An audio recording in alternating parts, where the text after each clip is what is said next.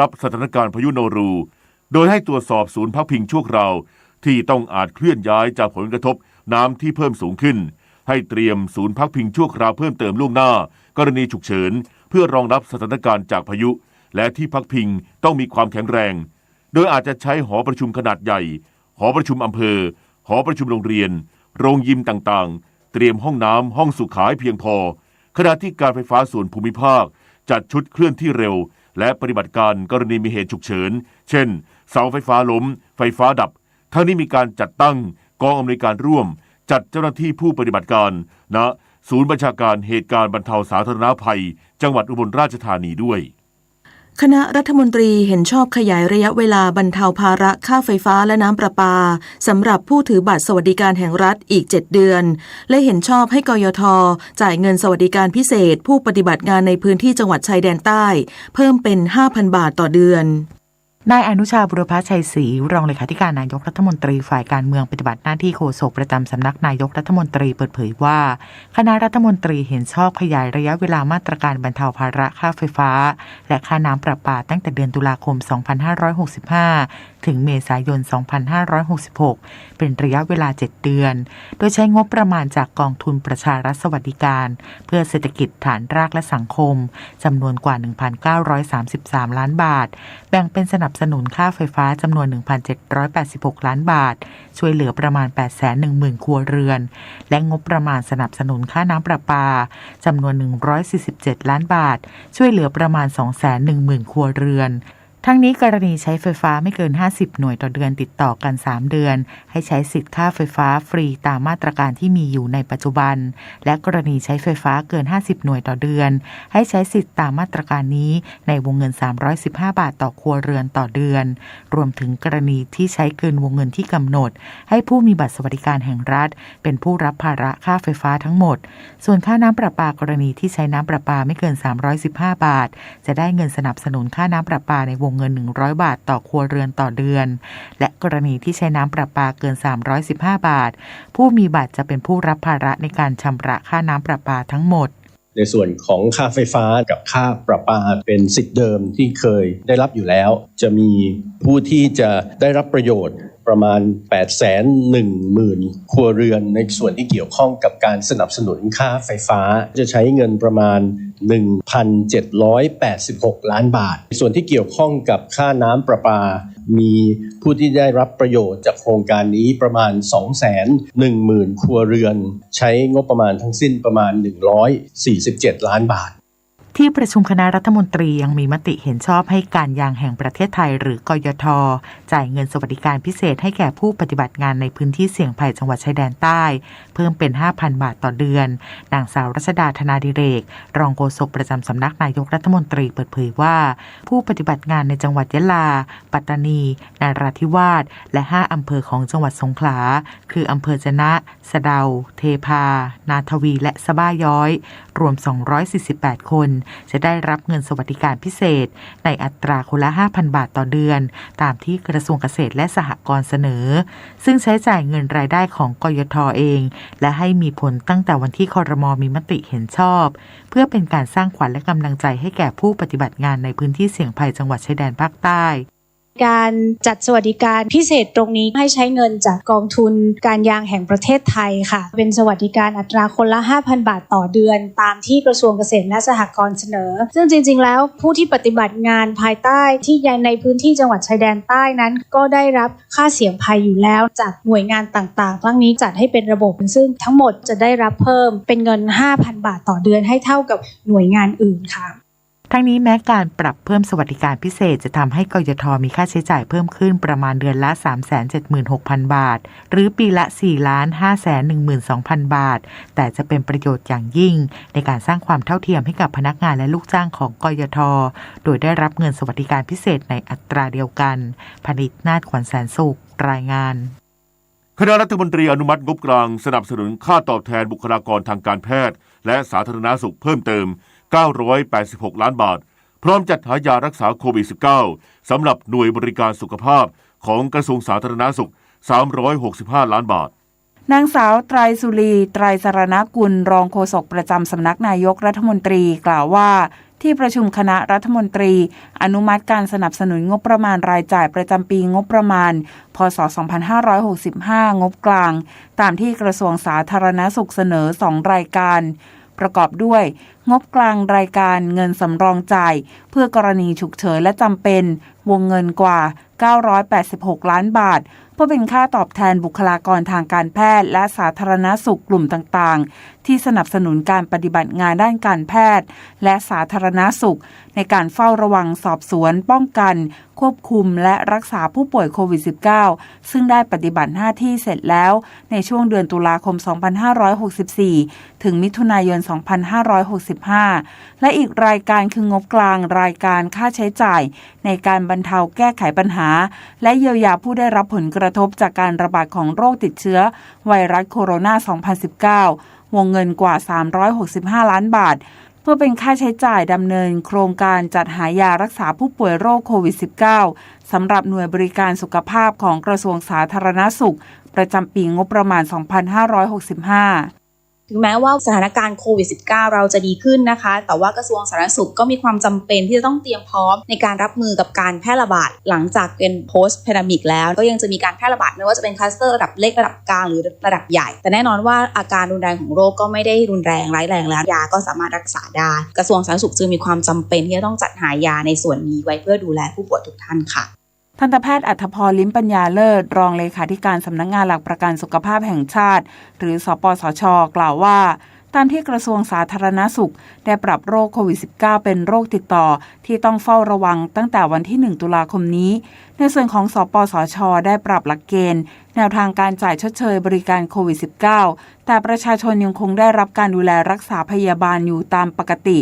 โดยให้เป็นการรับบริการตามสิทธิสุขภาพที่ตนเองมีสิทธิ์อยู่กรณีค่าบริการดูแลรักษาผู้ป่วยกรณีผู้ป่วยนอกค่าบริการแบบ OPD Self Isolation หรือเจอแจกจบตามแนวทางของกระทรวงสาธารณสุขที่จ่ายให้หน่วยบริการจะถูกยกเลิกเปลี่ยนเป็นจ่ายชดเชยผู้ป่วยนอกตามระบบปกติกรณีใช้บริการที่หน่วยบริการประจำค่าใช้จ่ายจะรวมอยู่ในงบเหมาจ่ายรายหัวแต่หากรับบริการนอกหน่วยบริการประจำยังมีรายการให้เบิกจ่ายเป็นกรณี ATK Professional จ่ายตามจริงไม่เกิน150บาทและ RT-PCR จ่ายตามจริงไม่เกิน900บาทส่วนบริการรักษาโรคโควิด -19 ทางระบบออนไลน์ผ่าน4แอปพลิเคชันยังคงอยู่ซึ่งจะมีบริการส่งยาฟรีถึงบ้านต่อไปกัลยาคงยั่งยืนรายงานคณะกรรมการการเลือกตั้งชี้แจงแนวทางปฏิบัติของพรรคการเมืองรวมทั้งคณะรัฐมนตรีในช่วง180วันก่อนที่จะมีการเลือกตั้งให้กกต.จังหวัดรับทราบเพื่อให้การทำงานเป็นไปในทิศทางเดียวกันนายแสวงบุญมีเลขาธิการสำนักงานคณะกรรมการการเลือกตั้งประชุมผู้อำนวยการการเลือกตั้งประจำจังหวัดทั่วประเทศผ่านระบบซูมเพื่อชี้แจงให้กกต.จังหวัดและจังหวัดรับทราบแนวทางการปฏิบัติและชี้แจงพรรคการเมืองให้เป็นแนวทางเดียวกันในเรื่องข้อปฏิบัติต่างๆส่วนข้อปฏิบัติของผู้สมัครรับเลือกตั้งและพรรคการเมืองสามารถไปร่วมงานแต่งงานศพงานบวชและมอบพวงหรีดดอกไม้สดได้แต่ห้ามมอบเงินหรือทรัพย์สินเว้นแต่มอบสิ่งของที่เจ้าภาพเตรียมไว้ตามพิธีการนอกจากนี้ช่วงหาเสียง180วันสามารถจัดงานต่างๆได้เท่าที่จำเป็นห้ามจัดคนไปช่วยโดยได้รับค่าตอบแทนหรือจ้างไปฟังหรือให้ค่ารถและยังไปหาเสียงสถานที่ต่างๆทั้งนี้ไม่สามารถมอบเงินและสิ่งของช่วยเหลือประชาชนเช่นอุทกภัยอัคคีภัยวาตภัยและโรคระบาดต่างๆได้ทั้งนี้ผู้สมัครและพรรคการเมืองสามารถติดประกาศและป้ายหาเสียงเลือกตั้งตามขนาดจำนวนสถานที่ตามพระราชบัญญัติประกอบรัฐธรรมนูญว่าด้วยการเลือกตั้งสสและระเบียบกกต.ว่าด้วยวิธีการหาเสียงและลักษณะต้องห้ามเลือกตั้งสส2561และที่แก้ไขเพิ่มเติมเลขาธิการกกต.ยังกล่าวถึงผู้ดำรงตำแหน่งทางการเมืองเช่นนายกรัฐมนตรีและรัฐมนตรีสามารถปฏิบัติหน้าที่ได้ตามปกติแต่ห้ามกระทำการที่อาศัยตำแหน่งหน้าที่หาเสียงเอื้อให้กับตนเองและผู้อื่นไม่ใช้ตำแหน่งหน้าที่เป็นคุณเป็นโทษให้ผู้สมัครหรือพรรคการเมืองใดขณะที่สสและกรรมาธิการสามารถลงพื้นที่รับฟังประชาชนได้ส่วนข้าราชการพนักงานและเจ้าหน้าที่ของหน่วยงานรัฐสามารถทำตามอำนาจหน้าที่ตามปกติแต่ต้องวางตัวเป็นกลางทางการเมือง สำหรับการจัดทำเอกสารเผยแพร่ผลงานรัฐบาลหรือปฏิทินปีใหม่ที่มีรูปรัฐมนตรีให้ระวังไม่ให้เข้าข่ายหาเสียงเลือกตั้งเช่นเดียวกับการต้อนรับรัฐมนตรีระหว่างลงพื้นที่ตามหน้าที่วัฒนตระเกตรายงานกบข.เชิญชวนอ่านวารสารกบข.แหล่งรวบรวมข้อมูลที่น่าอ่านนางศรีกัญญายาทิพย์เลขาธิการคณะกรรมการกองทุนบำเหน็จบำนาญข้าราชการหรือกบข.เปิดเผยว่ากบข.มีอีกหนึ่งช่องทางที่รวบรวมข้อมูลสิทธิประโยชน์การเป็นสมาชิกกบข.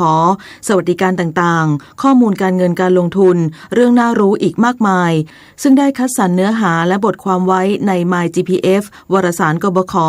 โดยวารสารกบข.มีคอลัมน์ที่น่าสนใจอาทิ MyGPF Experience ซึ่งจะเป็นข้อมูลสิทธิประโยชน์การเป็นสมาชิกกบข.Deal for You สวัสดิการที่น่าสนใจประจำเดือนเรื่องจากปกเรื่องที่อยู่ในกระแสและสิ่งที่กบข.อยากบอกเล่า Money Buddy เพื่อนที่ปรึกษาทางการเงินสำหรับสมาชิกกบข.ลงทุนข้อมูลการลงทุนที่ควรต้องติดตามเป็นต้นซึ่งวารสารกบข.ยังมีกิจกรรมให้สมาชิกได้ร่วมสนุกเพื่อลุ้นรับของที่ระลึกจากกบข.ด้วยและมีการเผยแพร่เป็นประจำทุกต้นเดือนหรือสมาชิกสามารถอ่านวารสารกบข.ย้อนหลังได้โดยเข้าเว็บไซต์กบข. www.gpf.or.th เมนูบริการสมาชิกและเลือกวารสารกบข.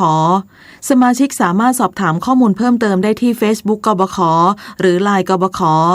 @gpf-community หรือศูนย์บริการสมาชิกโทรศัพท์1179ต่อจากนี้ไปขอเชิญรับฟังไทยคู่ฟ้ารัฐบาลพร้อมรับมือผลกระทบจากพายุโนรูในช่วงวันที่ 28 กันยายนถึง 1 ตุลาคม 2565 โดยเปิดศูนย์อำนวยการติดตามสถานการณ์พายุเพื่อคาดการณ์บริเวณที่จะได้รับผลกระทบอย่างใกล้ชิดพร้อมสั่งการกองอำนวยการป้องกันและบรรเทาสาธารณภัยจังหวัดทุกจังหวัดเตรียมดำเนินการตามแผนเผชิญเหตุอุทกภัยตั้งศูนย์บัญชาการเหตุการณ์จังหวัดคอยประเมินสถานการณ์และผลกระทบที่อาจเกิดในพื้นที่เตรียมบุคลากรชุดปฏิบัติการพร้อมออกคลี่คลายสถานการณ์บรรเทาเหตุและดูแลความเป็นอยู่ประชาชนจนกว่าจะกลับสู่ภาวะปกติหากสถานการณ์มีแนวโน้มรุนแรงขึ้นจะอพยพประชาชนไปยังพื้นที่ปลอดภัยที่เตรียมไว้ทันทีประชาชนที่ประสบเหตุสาธารณภัยขอความช่วยเหลือได้ที่สายด่วนนิรภัยโทร1784ฟรีตลอด24ชั่วโมงค่ะสื่อสารภารกิจรัฐบาลกับสำนักโฆษกสำนักเลขาธิการนายกรัฐมนตรีเราจะสืบสารรักษาและต่อยอดและครองแผ่นดินโดยธรรมเพื่อประโยชน์สุขแห่งอาณาราษฎรตลอดไปพระปฐมบรมราชโองการพระบาทสมเด็จพระเจ้าอยู่หัวในพระราชพิธีบรมราชาภิเษกเมื่อวันที่ 4 พฤษภาคม พุทธศักราช 2562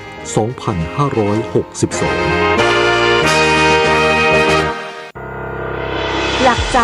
ยึดมั่นในข้าราชการหลักยึดมั่นยืนหยัดทำในสิ่งที่ถูกต้องหลักซื่อสัตย์สุจริตรับผิดชอบหลักในการปฏิบัติหน้าที่โปร่งใสตรวจสอบได้หลักไม่เลือกปฏิบัติอย่างไม่เป็นธรรมหลักมุ่งผลสำฤทธิ์ของงานจรรยาข้าราชการพึงยึดมั่นในการปฏิบัติงานและครองตนให้สมศักดิ์ศรีแห่งข้าราชการ7:17 นาทีต่อไปเสนอข่าวต่างประเทศนายแอนโทนี บลิงเคนรัฐมนตรีต่างประเทศสหรัฐกล่าววันนี้ว่าชาติตะวันตกจะไม่ยอมรับการผนวกดินแดนยูเครนเข้าเป็นส่วนหนึ่งของรัสเซียพร้อมระบุว่าการดำเนินการดังกล่าวของรัสเซียเป็นสิ่งเลวร้ายที่สุดขณะที่ทำเนียบขาวประกาศก่อนหน้านี้ว่าสหรัฐเตรียมที่จะออกมาตรการลงโทษทางเศรษฐกิจเพิ่มเติมต่อรัสเซียหากรัสเซียเดินหน้าผนวกดินแดนยูเครนเป็นของรัสเซียทั้งนี้ประธานาธิบดีปูตินเตรียมที่จะผนวกพื้นที่ราว15%ของยูเครนเข้าเป็นดินแดนของรัสเซียอย่างเป็นทางการหลังการทำประชามติใน4ดินแดนของยูเครนซึ่งได้แก่แคว้นโดเนสและลูฮันสก์ทางภาคตะวันออกของยูเครนภูมิภาคเคอร์ซอนและซาปอริเซียทางภาคใต้ของยูเครนนายดมิทรี เมดเวเดฟรองประธานสภาความมั่นคงของรัสเซียซึ่งเป็นพันธมิตรประธานาธิบดีวลาดิเมียร์ปูตินแห่งรัสเซียออกคำเตือนเรื่องนิวเคลียร์ต่อยูเครนและชาติตะวันตกอีกครั้งเมื่อวานนี้ขณะที่รัสเซียเริ่มเปิดเผยผลการทำประชามติเพื่อผนวกดินแดน4แห่งของยูเครนเข้าเป็นส่วนหนึ่งของรัสเซีย คำเตือนของนายเมดเวเดฟแตกต่างจากคำเตือนก่อนหน้านี้ซึ่งเขาคาดการณ์เป็นครั้งแรกว่าพันธมิตรทางทหารขององค์การสนธิสัญญาแอตแลนติกเหนือหรือนาโต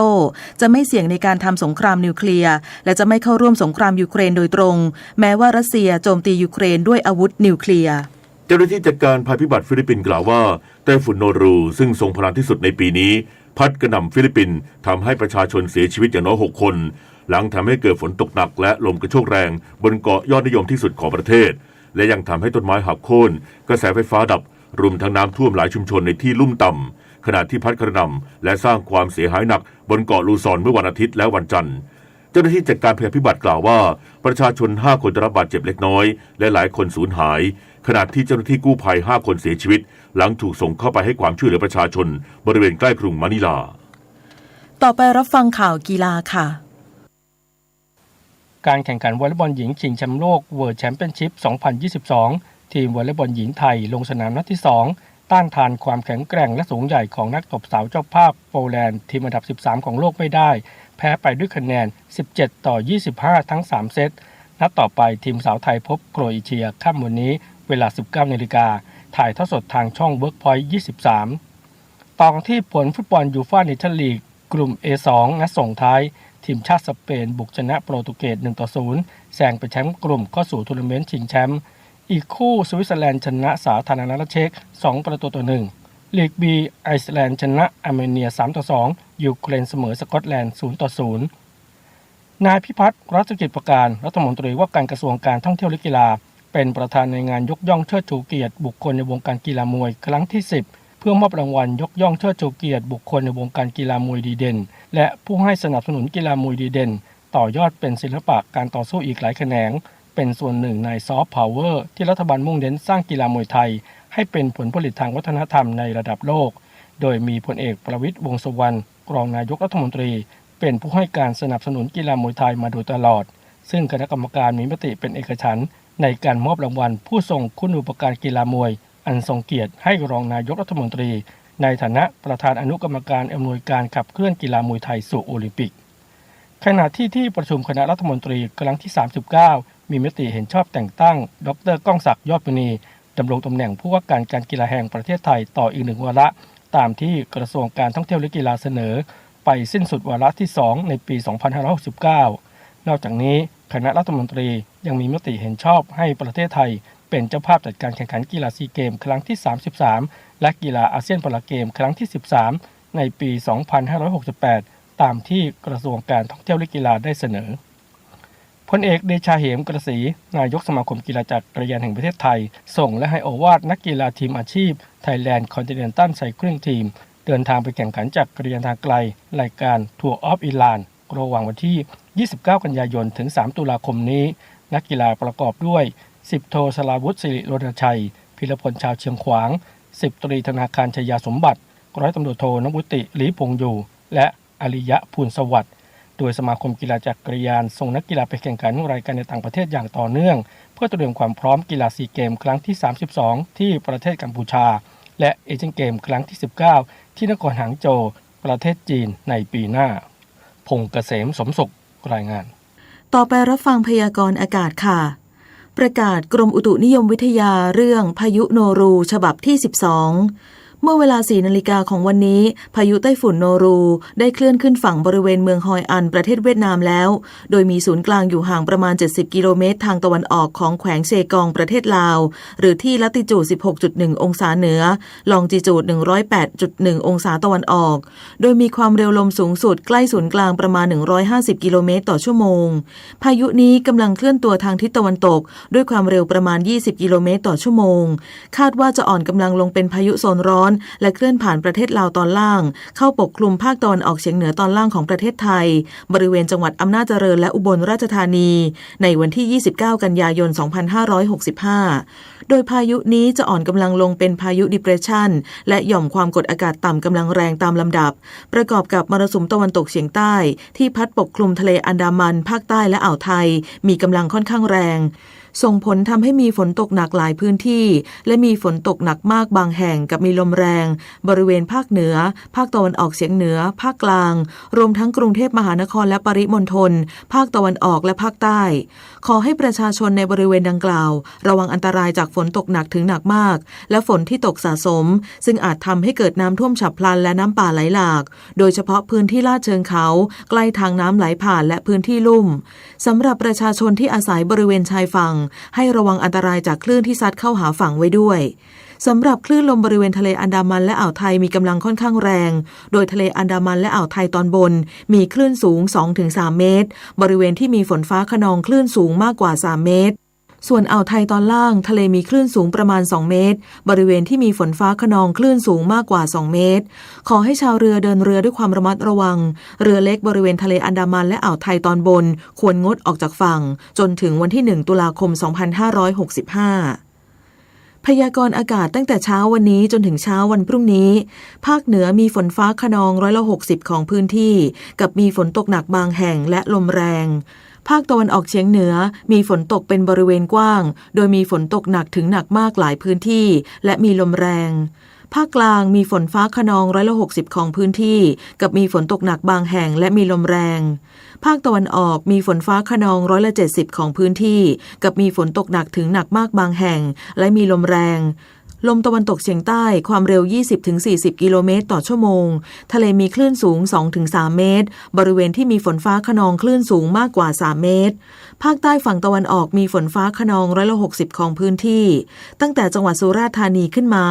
ลมตะวันตกเฉียงใต้ความเร็ว 20-40 กิโลเมตรต่อชั่วโมงทะเลมีคลื่นสูง 2-3 เมตรห่างฝั่งคลื่นสูงมากกว่า3เมตรตั้งแต่จังหวัดนครศรีธรรมราชลงไปลมตะวันตกเฉียงใต้ความเร็ว 20-35 กิโลเมตรต่อชั่วโมงทะเลมีคลื่นสูงประมาณ2เมตรห่างฝั่งคลื่นสูงมากกว่า2เมตรภาคใต้ฝั่งตะวันตกมีฝนฟ้าคะนอง80%ของพื้นที่กับมีฝนตกหนักถึงหนักมากบางแห่งตั้งแต่จังหวัดภูเก็ตขึ้นมาลมตะวันตกเฉียงใต้ความเร็ว 20-40 กิโลเมตรต่อชั่วโมงทะเลมีคลื่นสูง 2-3 เมตรบริเวณที่มีฝนฟ้าคะนองคลื่นสูงมากกว่า3เมตรตั้งแต่จังหวัดกระบี่ลงไปลมตะวันตกเฉียงใต้ความเร็ว 20-35 กิโลเมตรต่อชั่วโมงทะเลมีคลื่นสูงประมาณ2เมตรบริเวณที่มีฝนฟ้าคะนองคลื่นสูงมากกว่า2เมตรกรุงเทพมหานครและปริมณฑลมีฝนฟ้าคะนอง60%ของพื้นที่สภาวะระดับน้ำในแม่น้ำเจ้าพระยาที่หน้ากองบัญชาการกองทัพเรือคำนวณโดยกรมอุทกศาสตร์กองทัพเรือวันนี้น้ำขึ้นเต็มที่เวลา 8:14 นาทีสูงกว่าระดับทะเลปานกลาง1เมตร67เซนติเมตรและเวลา 19:47 นาทีสูงกว่าระดับทะเลปานกลาง1เมตร73เซนติเมตรน้ำลงเต็มที่เวลา 3:10 นาทีสูงกว่าระดับทะเลปานกลาง70เซนติเมตรและเวลา 14:53 นาทีสูงกว่าระดับทะเลปานกลาง79เซนติเมตรวันนี้ที่ประภาคารกาญจนาภิเษกแหลมพรหมเทพจังหวัดภูเก็ตดวงอาทิตย์ตกเวลา 18:20 นาทีกรุงเทพมหานครดวงอาทิตย์ตกเวลา 18:10 นาที1 นาทีกับกปท.หลายครั้งอุบัติเหตุที่เกิดขึ้นกับรถจักรยานยนต์เกิดจากผู้ขับขี่ที่ไม่ได้ผ่านการเรียนรู้และฝึกฝนทักษะการขับขี่อย่างปลอดภัยแต่เรียนรู้วิธีการขับขี่จากสมาชิกในครอบครัวหรือฝึกขับขี่ด้วยตนเองควรตรวจสภาพความพร้อมของรถก่อนการเดินทางปฏิบัติตามกฎจราจรเมาไม่ขับไม่ดื่มแอลกอฮอล์และพักผ่อนให้เพียงพอไม่ควรขับแซงเปลี่ยนเลนกระทันหันหรือตัดหน้ากระชั้นชิดควรให้สัญญาณไฟล่วงหน้าทุกครั้งที่จะมีการเปลี่ยนเลนหรือเลี้ยวหลีกเลี่ยงการขับขี่เข้าใกล้รถบรรทุกขนาดใหญ่หรือเข้าไปอยู่ในพื้นที่จุดบอดในทุกกรณีต้องสวมหมวกกันน็อกทุกครั้งผู้ขับขี่และผู้ซ้อนท้ายต้องสวมใส่หมวกกันน็อกที่มีเครื่องหมายรับรองคุณภาพจากมอก.และห้ามดัดแปลงสภาพรถล้อและยางกระจกมองข้างท่อไอเสียควรเป็นไปตามมาตรฐานจากโรงงานผู้ผลิตการขับขี่รถจักรยานยนต์อย่างปลอดภัยต้องไม่ใช่แค่ขับได้แต่ต้องขับเป็นคำนึงถึงองค์ประกอบด้านความปลอดภัยความตระหนักและจิตสำนึกในตัวผู้ขับขี่คือสิ่งสำคัญที่สุดหยุดประมาทเพื่อความปลอดภัยของทุกคนด้วยความปรารถนาดีจากกรมประชาสัมพันธ์และกองทุนเพื่อความปลอดภัยในการใช้รถใช้ถนนกรมการขนส่งทางบกกระทรวงคมนาคม รู้รักภาษาไทยโดยความร่วมมือของสำนักงานราชบัณฑิตยสภาและกรมประชาสัมพันธ์วันนี้เสนอคำว่าคลอนแคลนคำว่าคลอนแคลนหมายถึงไม่มั่นคงเช่นความศรัทธาเริ่มคลอนแคลนเมื่อได้พบกับเจ้านายพูดไม่ตรงกับความจริงคำว่าคลอนแคลนประกอบด้วยคำว่าคลอนกับแคลนคลอนหมายถึงขยับแต่ไม่เคลื่อนหลุดไปจากที่มักใช้ว่าโยกคลอนสั่นคลอนเช่นพอแก่ตัวลง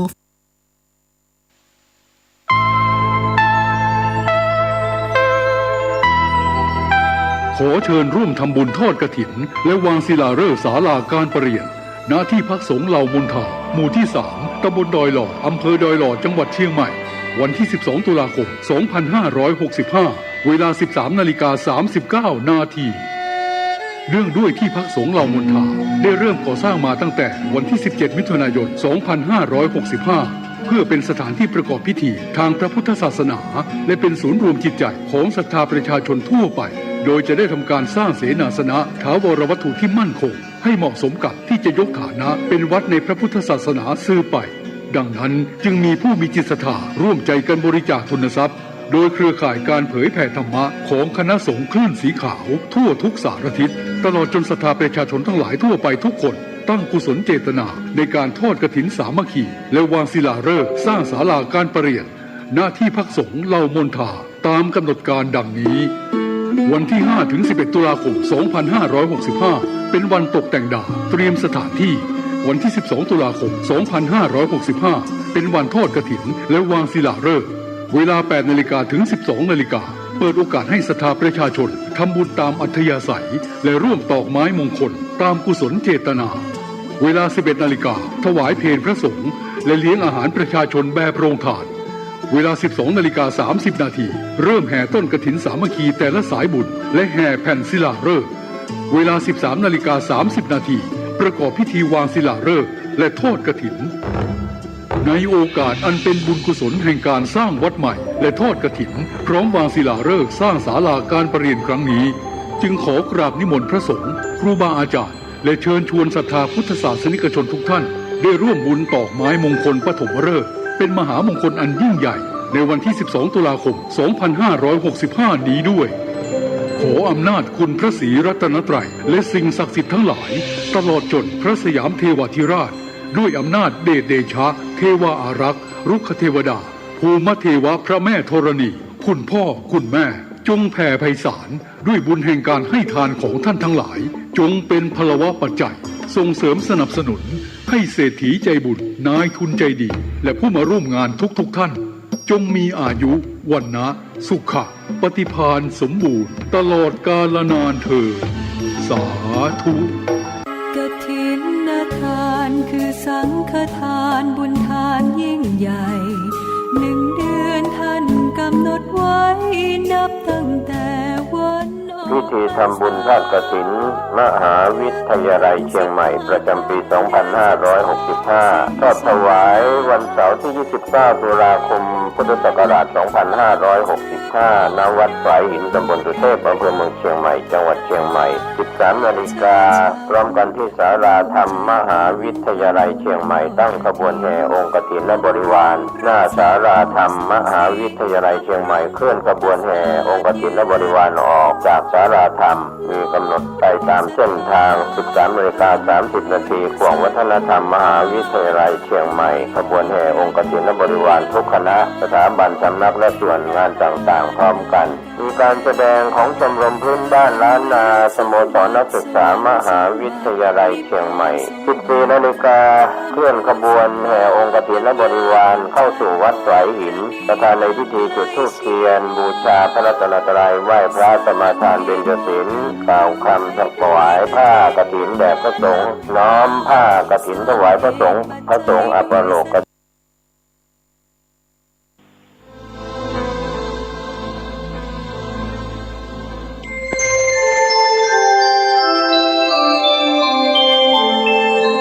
ขณะนี้ท่านกำลังฟังสถานีวิทยุกระจายเสียงพระพุทธศาสนา FM 104.5 เมกะเฮิรตซ์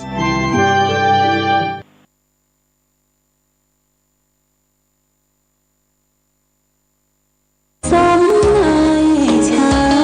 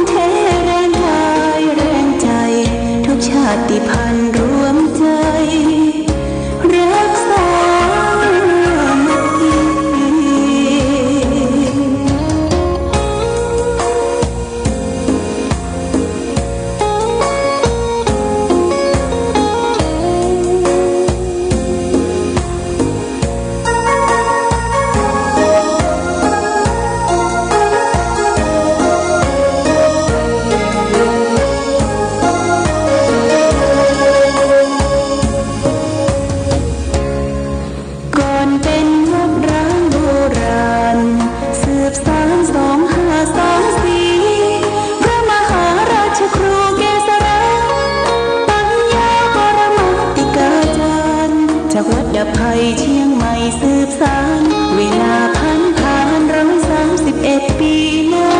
นไกลวัดพระบาทอุดมรุ่งเรืองงามตาเจ้าเนื้อบุญธรรมสารคามเมืองเชียงใหม่ปกครองเมืองฟ้าทุ่มเทแรงกายแรงใจทุกชาติพันธุ์รวมใจรักษา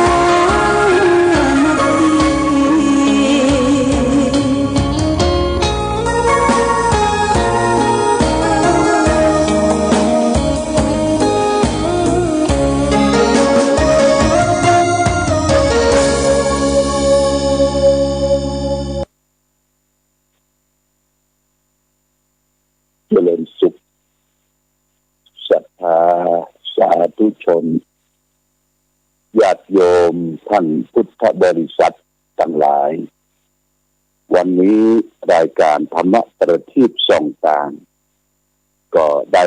มาพบปะกับพ่อแม่พี่น้องศรัทธาสาธุชนญาติโยมแห่งครั้งหนึ่งวันนี้เป็นวันพุธที่28เดือนกันยายนพุทธศักราช2565ซึ่งตรงกับเดือนเกี่ยงเหนือเดือน11ใต้ขึ้น3ค่ำญาติโยมวันนี้เป็นวันที่28กันยายนเป็นวันคล้ายวันเกิดของพระเดชพระคุณพระเทพปริยัติเจ้าคณะจังหวัดเชียงใหม่องค์ปัจจุบันท่านก็จะมีอายุพรรษาครบ80 ปี70 พรรษาวันนี้พอดีญาติโยมนะวันนี้หลวงพ่อพระเทพปริยัติเจ้าคณะจังหวัดเชียงใหม่วัดเจ็ดยอดก็จะมีการทำบุญอายุวัฒนมงคลบริมนพระมหาเถระพระผู้ใหญ่อันดีรักษาการเจ้าคณะหัวเหนือได้มาเป็นต้นเป็นประธานแต่โดยเจ้าคณะจังหวัดหลายจังหวัดญาติโยมก็จะได้ทำบุญมังคละมงคลอายุ80 ปี70 พรรษาญาติโยมอยู่ใกล้อยู่กินศิษยานุศิษย์ก็จะร่วมกันแสดงมุทิตาสักการะแล้วก็หลวงพ่อก็จะได้พักเกษียณทำงานเป็นเจ้าคณะจังหวัดมาต้นก็จะได้พัก80 ปีตัวเจ้านี่80 ปี80 พรรษาเจ้าคณะเจ้าอาวาสเจ้าคณะตำบลเจ้าคณะอำเภอรองอำเภอเจ้าคณะจังหวัดเนี่ยเกษียณอายุ80ราชการบ้านเมืองนี่เกษียณอายุ60แต่ที่เจ้าบอกว่ามันแก่จ้าได้ทำงานหนักแต่ว่านี่จะมาก็ได้ไปร่วมในการทำบุญทักษิณานุประทานที่วัดเจ็ดยอดแต่ว่านี่คณะศิษยานุศิษย์เป็นก็ได้อาราธนานิมนต์เจ้าคณะอำเภอรองอำเภอเลขาอำเภอจำนวน160 รูป160 รูปให้จะรับทักษิณานุประทานเวลา 13 นาฬิกาบ่ายโมงครึ่งหลวงพ่อพระเทพปริยัติท่านก็มีห้างน้อยๆนะเป็นแบบสูงแบบต่ำพอดีแต่ว่ายังหนุ่มอยู่อยากเห็น80 ปียังหนุ่มเดินกระชับกระเฉงทักทายปราศัยกับคณะสงฆ์กับศิษยานุศิษย์เป็นอย่างดีแต่ว่านี่ก็ไปรับทักษิณาทานเสร็จก็ประมาณสัก2 โมงครึ่งก็เดินทางมากลับมาเมืองฝางมาถึงเมืองฝางก็ประมาณสัก6 โมงญาติโยมอันนี้ก็เป็นเรื่องของทางคณะสงฆ์ ลวงพ่อจังหวัดเฮาเป็นเกษียณอายุละ80พรรษา80ปี70พรรษาแล้วก็เพิ่นก็จะได้แต่งตั้งเจ้าคณะจังหวัดเชียงใหม่องค์ใหม่ต่อไปปกครองดูแลพระสงฆ์ในจังหวัดเชียงใหม่แล้วก็ญาติโยมท่านสาธุชนในช่วงที่หลวงพ่อได้อยู่ในภาคเช้า 7 โมงเกินถึง 8 โมงเนี่ยนะบางทีก็เอาเทปมาออกนะเพราะว่าไม่ได้ออกสดเนี่ยแต่ว่านี่ก็เอาเทปเก่ามาออกสุมาโดยเทปเก่านะคนที่เป็นช่างเทคนิคก็บอกเพราะว่าเป็นเทปเก่าหลวงพ่อก็มาออกมันซ้ำๆซากๆอยากเห็นในช่วงสุดท้ายของเทปเก่าก็จะมีการเชิญชวนประชาสัมพันธ์ให้ไปทำบุญครบ100 ปีครูบาเจ้าสิทธิอภิวันโนเนี่ยวันที่2 สิงหาเนี่ยญาติโยมที่ได้ฟังเทปเก่าก็ต้องขอสุมาภัยโดยเพราะว่าเทปเก่านั้นอาจจะออกมาซ้ำๆซากๆไม่ได้ออกสดวันนี้ออกสดอยู่ที่วัดญาติโยมอยู่ที่วัดในการออกสดนั้นก็ใช้โทรศัพท์มือถือโอนเข้าไปในห้องส่งก็มีโทรศัพท์กับเครื่องนึ่งก็รีเลย์ออกทางอากาศไปทั่วแล้วก็คลื่นสีขาวเพิ่นก็ได้รับเมตตาจากคลื่นสีขาวนี่ก็แผ่งานบุญงานกุศลงานเทศงานแสดงธรรมไปทั่วภาคเหนือของเฮาเนี่ยนะภาคเหนือตอนบนตั้งแต่เชียงใหม่ลำพูนแม่น้ำลำปางแม่ฮ่องสอนพะเยาเชียงรายเวียงป่าเป้าโดยญาติโยมก็แพร่กันไปทั่วก็ต้องขอบคุณกับเจ้าของสถานีที่ได้พายออกอากาศไปทั่วภาคเหนือบางทีก็ส่งไปถึงต่างจังหวัดบางทีก็ถึงไปต่างประเทศก็ยังได้นะญาติโยมนะอันนี้ก็เป็นการเผยแพร่ธรรมคำสอนของพระสัมมาสัมพุทธเจ้าก็ต้องขอบคุณกับเจ้าของสถานีทั้งที่เป็นบรรพชิตและคฤหัสถ์ซึ่งก็ได้จำเคลียร์แต่ละสถานีก็ต้องลงทุนการใช้จ่ายค่าไฟฟ้าค่าดูแลสถานีค่าซ่อมแซมต่างๆเนี่ยญาติโยมนะมันก็จะต้องดูแลมันเครื่องส่งสถานีก็เหมือนรับรถยนต์ญาติโยมรถยนต์สีหนึ่งนี่ก็จะต้องไปเช็ครถยนต์สถานีก็เหมือนกันต้องไปเช็คเครื่องเอาเครื่องไปเจ้าหน้าที่ใหญ่ไปตรวจเช็คดูออกอากาศไปแล้วเพื่อให้เป็นประโยชน์แก่ผู้ฟังท่านสาธุชนญาติโยมท่านทั้งหลายอย่างนี้เป็นต้นก็ต้องขอบคุณกับญาติโยมที่มีการสนับสนุนเดี๋ยวช่วงท้ายจะมาอนุโมทนาในการบริจาคไข่หอมบำรุงสถานีกันต่อไปวันนี้ก็จะเอาธรรมะประทีปชีวิตของท่านเจ้าคุณศรีธรรมนิเทศหรือกมลโชติมันโตอดีตรองเจ้าคณะจังหวัดเชียงใหม่อดีตเจ้าวาดวัดสันปะคอยอำเภอเมืองเชียงใหม่มาเล่าภาษาทยายให้ท่านทั้งหลายได้รับทราบกับฟังเพื่อเป็นขยายความเผยแพร่ธรรมะให้แก่ศรัทธาสาธุชนญาติโยมทั้งหลายวันนี้เอาเรื่องถอนตนออกจากหล่มถอนตนออกจากหล่มคืออย่างหล่มก็คือที่เป็นที่เปะที่ตมญาติโยมที่มันไปขันติดไปขันอย่างแต่ก่อนที่เราใช้เกวียนใช้ล้อลากเกวียนลากล้อไปติดลมก็จะต้องช่วยกันช่วยกันอย่างนี้ล้อเกวียนนั้นติดลมออกไปนอกจากนั้นก็มีรถยนต์รถโดยสารถนนต่างๆไม่ได้ลาดยางสมัยก่อนเนี่ยมันมักจะไปติดลมก็เป็นที่ลำบากคนเฮาก็เหมือนกันญาติโยม ไปลงที่เปที่ตมติดลมทีนี้เราก็จะต้องถอนตนออกจากลมที่เขาติดนะทีนี้ธรรมะท่านเจ้าคุณศรีธรรมวิเทศท่านจะสอนไว้ได้จะไดเขาก็ลองฟังญาติโยมนะ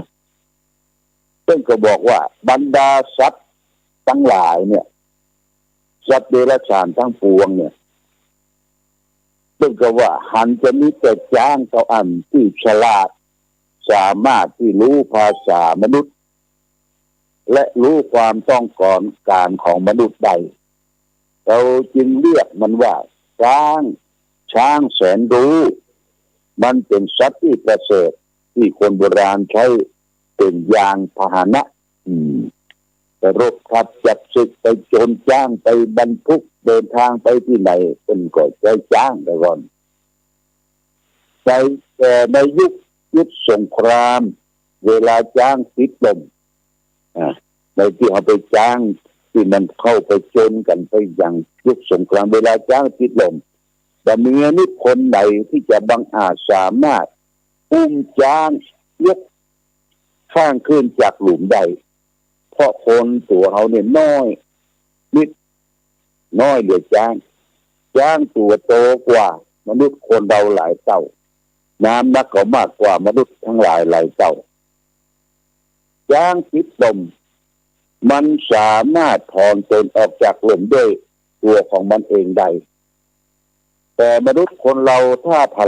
ลำตัวลงไปติดลมหรือติดอบายมุขเช่นไปติดลมเล่นการพนันกินกัญชาเล่นยาฝิ่นเฮโรอีนยาบ้าลมการพนันแล้วก็เป็นการถอนตัวยากแต่อยากจะถอนตัวออกจากลมดันนั้นรับยินดีมีสุขอยู่ในลมดันนั้นคนอื่นได้พบเห็นดูจะช่วยถอนตนให้พ้นจากลมเราก็กล่าวถึงเขาว่าเป็นศัตรูผู้หวังร้ายจึงคิดไปคนละคิดละทางคิดไปคนละทิศละทางถ้าเปรียบเทียบกับจ้างและคนก็ยังสู้จ้างบ่ได้พระพุทธเจ้าตัดถอนคนที่คิดลมไว้เป็นธรรมบทพุทธกนิกายว่าทุกขาอุทธทัตตานังปังเกสันโนวะกุญชโลจงถอนตนขึ้นจากลมเหมือนช้างติดลมถอนตนขึ้นฉะนั้นของเราลึกถึงช้างว่าช้างแต่เวลามันติดลมมันรู้จักช่วยตัวเองถอนตนออกจากลมได้แต่เป็นจะได้มนุษย์คนเฮาเนี่ยฉลาดกว่าช้างได้รับการศึกษาที่ดีมีความรู้ความสามารถดีกว่าช้างเป็นจะได้เขาจึงแบบรีบถอนตนออกจากลมแห่งอบายมุขปากทางแห่งความเสื่อมเสียอย่าไปยินดีกับลมเหล่านั้นเพราะมันทำให้เราจมลงในอบายทำให้เราตายทั้งเป็นเน่าทั้งเป็นเหม็นทั้งเป็นจงรีบถอนตนออกจากลมพ่อแม่พี่น้องและทุกคนที่เกี่ยวข้องคอยให้กำลังใจเราอยู่ตลอดเวลาในญาติโยมนะคนเฮาถ้าติดลมถอนออกจากลมนี้ก็คือความหายนะความเสื่อมเสียอบายมุขต่างๆญาติโยมเป็นนักเล่นการพนันเป็นนักเล่นสุราเป็นนักเล่นเที่ยวกลางคืนคบคนชั่วเป็นมิตรเป็นนักเล่นผู้หญิงอย่างนี้นะถ้าเฮาไปติดไปคล้องมันเป็นเรื่องของหายนะความเสื่อมความเสียญาติโยมมันเป็นอบายมุขอบายก็คือปากทางแห่งความเสื่อมเสียนะปากทางความเสื่อมเสียหรือถ้าเราจะมาอู้กันว่ามันเป็นผีร้าย6 ตัวที่เกาะกินคนเฮาทุกคนญาติโยมผีร้าย6 ตัวนั้นนักปราชญ์ท่านผูกเป็นคำกลอนสอนใจว่าผีที่1ชอบสุราเป็นอาจินไม่ชอบกินข้าวปลาเป็นอาหารผีที่2ชอบเที่ยวยามวิกาลไม่รักบ้านรักลูกรักเมียตนผีที่3 ชอบเที่ยวดูการละเล่นไม่ละเว้นบาปกับละครขนผีที่สี่ชอบชั่วมั่วกับจนหนีไม่พ้นอาทยาตราแผ่นดินผีที่ห้าชอบเล่นม้ากีฬาบัตรสารพัดถั่วโปไฮโรจิ้นผีที่หกเปียดค้านการทำกินมีทั้งสิ้นหกผีอับปีญาติโยมนะผีร้ายหกถูเป็นหายนะเป็นความเสื่อมเสียที่มาสิงอยู่ในจิตใจเราผีการพนันผีสุราผีคบคนชั่วเป็นมิตรผีนักเลงผู้หญิงผีเกียรติข้ามการทำงานเนี่ยเป็นผีทั้งนั้นญาติโยมเพราะฉะนั้นแบบผีทั้งหลายมันสิงอยู่เราก็ต้องถอนตนถอนตัวเหมือนกับยางที่มันติดลมติดหลุมมันพยายามที่จะออกจากลมจากหลุมนั้นได้คนเราฉลาดกว่าจ้างฉลาดกว่าสัตว์ทั้งหลายก็ควรที่จะถอนตนถอนตัวออกจากลมออกจากที่มันเกิดความหายนะความเสื่อมความเสียเนี่ยญาติโยมนี่ก็ฝากไว้เป็นข้อคิดแก่เราและท่านทั้งหลายธรรมะที่ได้นำมาสาธยายเป็นประทีปส่องทางนี้ก็อาตมาก็ได้นำสารธรรมของครูบาอาจารย์ที่เพิ่นมีประสบการณ์ในการเผยแผ่ธรรมได้สำเร็จผลอย่างท่านเจ้าคุณศรีธรรมดิเทศเนี่ยเป็นนักเทศชื่อดังของภาคเหนือเราก่อนเราฟังวิทยุววท2เชียงใหม่เนี่ยติดตามรายการแล้วรีมนหลวงพ่อมาเทศนี่ก็ฟังแล้วก็คนดักฟังกันชื่นอกชื่นใจนี่ก็คือได้นำสืบสานต่อมามาจามาให้เกิดศรัทธาญาติโยมท่านทั้งหลายได้รับทราบรับฟังก่อนอื่นโมทนาเด้อญาติโยมท่านสาธุชนที่ได้ให้ได้หอมค่าไฟฟ้าสถานีก็มีพวกแกนทัดเต็งมีฝากลูกฝากหลานมาให้หอมบักขาดสายบำรุงค่าไฟฟ้าสถานี200 บาทป้ามีชัยพินโยภาคบ้านฝั่งปอย100 บาทแล้วก็แม่ชีวันธนีอิ่มรัตนรักษ์นี่วัดพระบาทอุดมสำนักปฏิบัติธรรมวิปัสสนาณบ่อตะวาน200 บาทแล้วก็มีอาจารย์บานพแม่เรือนคำชัยขาวบ้านเทพมงคลตำบลแม่นาวางอำเภอแม่อายเนี่ยถวายจตุปัจจัยบำรุงสถานีคณะสงฆ์500 บาทได้รับเรียบร้อยแล้วเด้อญาติโยมและนอกจากนั้นญาติโยมก็ที่ได้บริจาคผ่านหลวงพ่อที่จะได้ไปช่วยในการสร้างวัดวางศิลาฤกษ์ที่วัดที่สำนักสงฆ์ดอกบนทาที่ดอกบนทาที่พุ่นที่จอมตองนะญาติโยมก็เป็นจะวางศิลาฤกษ์กันวันที่12 ตุลาคมแบบหลวงพ่อก็จะได้ไปร่วมทำบุญสุนทานก็ยังเก็บไว้อยู่ใกล้ๆก็จะมาอนุโมทนากับญาติโยมสาธุชนอีกครั้งหนึ่งและใครจะไปก็ติดต่อชมรมผู้ปฏิบัติธรรมประจำวันเสาร์นะถ้าจะไปก็ติดต่อกันเองแล้วก็เมารถตู้ไปหลวงพ่อก็จะไปรถน้อยรถเก๋งแป๊ดไปนี่ก็แจ้งญาติโยมท่านสาธุชนทั้งหลายรับทราบมาณโอกาสนี้ก็ร่วมด้วยช่วยกันส่วนกฐินของวัดพระบาทอุดมนี่กับพุ่นวันที่6 เดือนพฤศจิกาเดือนยี่เหลือขึ้น13 ค่ำญาติโยมและกฐินวัดดอยกฐินวัดพระเจ้าหลวงนี่ก็วันที่14 เดือนตุลาคมเนี่ยญาติโยมนะ14 ตุลาคมนี่เอาก็ไปร่วมด้วยช่วยกันเพราะว่าพระเจ้าหลวงที่สร้างไว้วัดพระธาตุศรีมหาโพธิโพธารามนั่นก็ต้องใจปัจจัยเป็นค่าน้ำค่าไฟค่าคนดูแลพอกอยเอาบ่ได้เฝ้าอยู่ท่านตลอดนะญาติโยมแต่เอามีเจ้าหน้าที่พนักงานครูบาอาจารย์พระเจ้าประสงค์ ญาติโยมพี่น้องไตพี่น้องฝรั่งที่อยากขึ้นไปก็ต้องบริจาคให้พร้อมเป็นค่าน้ำค่าไฟค่าบริการถ้ามีคนเฝ้าดูแลทำความสะอาดเนี่ยมันก็ดูน่ากราบน่าไหว้สักการะบูชาไปเจอว่าสร้างแล้วแปลงแล้วปล่อยปละละเลยคือมันรกคือมันอุ๊บคือมันแบบหน้าพอหน้าคอยไปใช่ญาติโยมเปิดต่างจังหวัดอย่างอำเภอเพื่อมาเอี่ยวมาแหวงแต่ว่ากับพระผู้เจ้าเชียงใหม่โอ้มาเอี่ยวเมืองฝาง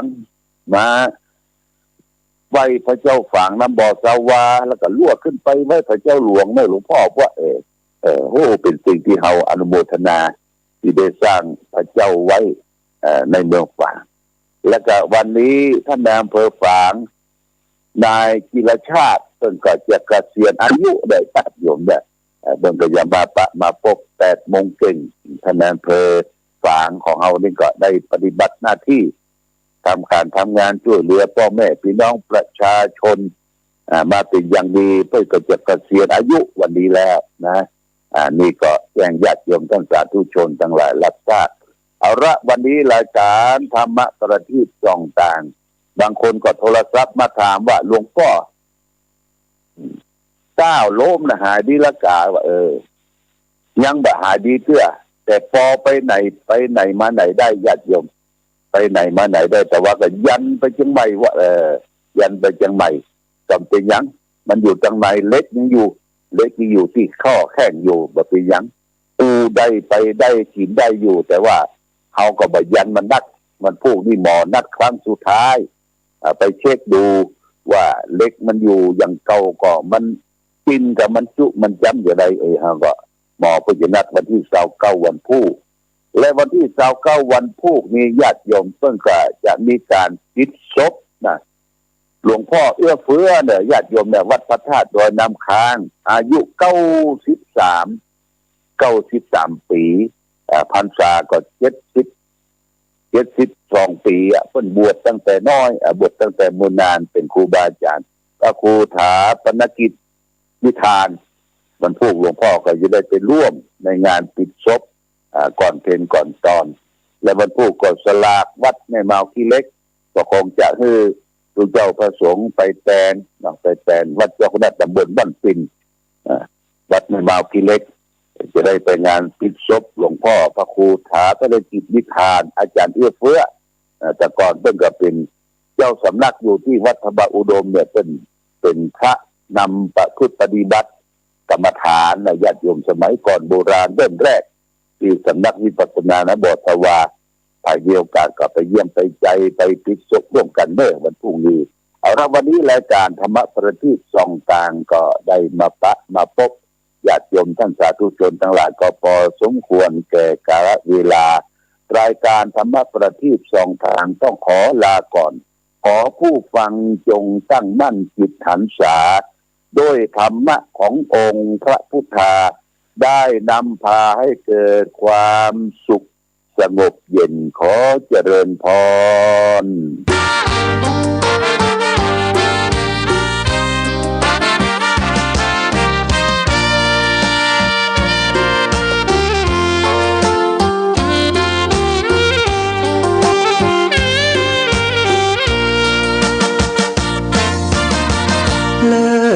ฟ้านภาลัยก้องไปทั่วเขตสยามน้ำสามผิวงดงามยามได้มาโยนยินมเหสีแห่งเมืองฝางน้ำผิวสวยทั่วถิ่นร่ำลือทั่วท้องทันโสพินยิ่งกว่านางใดสามกาลเวลาสีผิวนางเปลี่ยนแปลงไปในทุกช่วงยามเลิศล้ำอำไพเปรมพิษไทยไหลงดงามหนึ่งในสยามพระนางสามผิวยิ่งใหญ่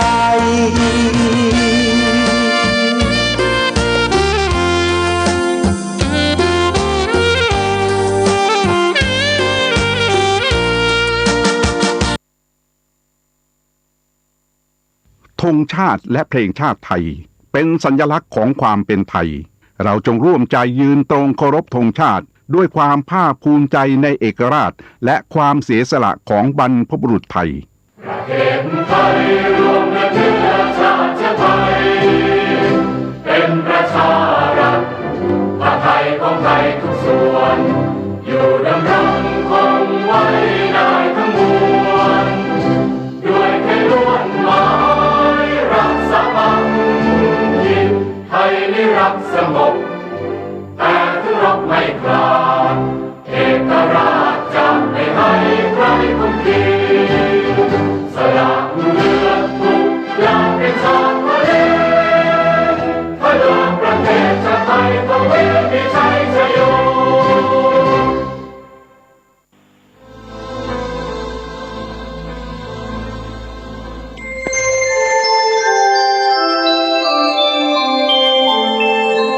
ขณะนี้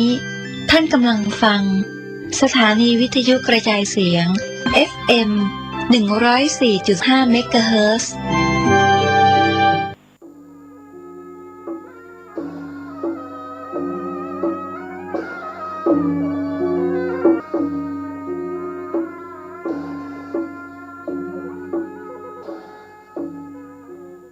ทันธรรมยังพุทธัสสะภะคะวะโตบุพภาคณะมะกะลังกะโลมาเสนะโมตัสสะภะคะวะโตอะระหะโตสัมมาสัมพุทธัสสะนะโมตัสสะภะคะวะโตอะระหะโตสัมมาสัมพุทธัสสะนะโมตัสสะภะคะวะโตอะระหะโตสัมมาสัมพุทธัสสะพุทธังสรณังกัจฉามิธัมมังสรณังกัจฉามิสังฆังสรณังกัจฉามิตุติยัมปิพุทธังสรณังกัจฉามิตุติยัมปิธัมมังสรณังกัจฉามิตุติยัมปิสังฆังสรณังกัจฉามิตติยัมปิพุทธังสรณังกัจฉามิตติยัมปิธัมมังสรณังกัจฉามิตติยัมปิสังฆังสรณังกัจฉามิอิติปิโสภะคะวาอะระหังสัมมาสัมพุทโธวิชชาจารณะสัมปันโนสุขโตโลกาวิทูอนุตตะโลปุริสาธรรมสารถีสัทธาเทวามนุษย์สานังพุทโธภควาติสวากขาโตภควตาธัมโมสันติติโกอากาลิโกเอหิปัสสิโกโอปนะยิโกปัจจัตตังเวทิตโพวินยูหิติสุปฏิปันโนภะคะวะโตสาวกสังโฆอุจุปฏิปันโนภะคะวะโตสาวกสังโฆญาญาปฏิปันโนภะคะวะโตสาวกสังโฆสามิจิปฏิปันโนภะคะวะโตสาวกสังโฆญาติตังจัตตาลิปุริสายุคานิอัฏฐา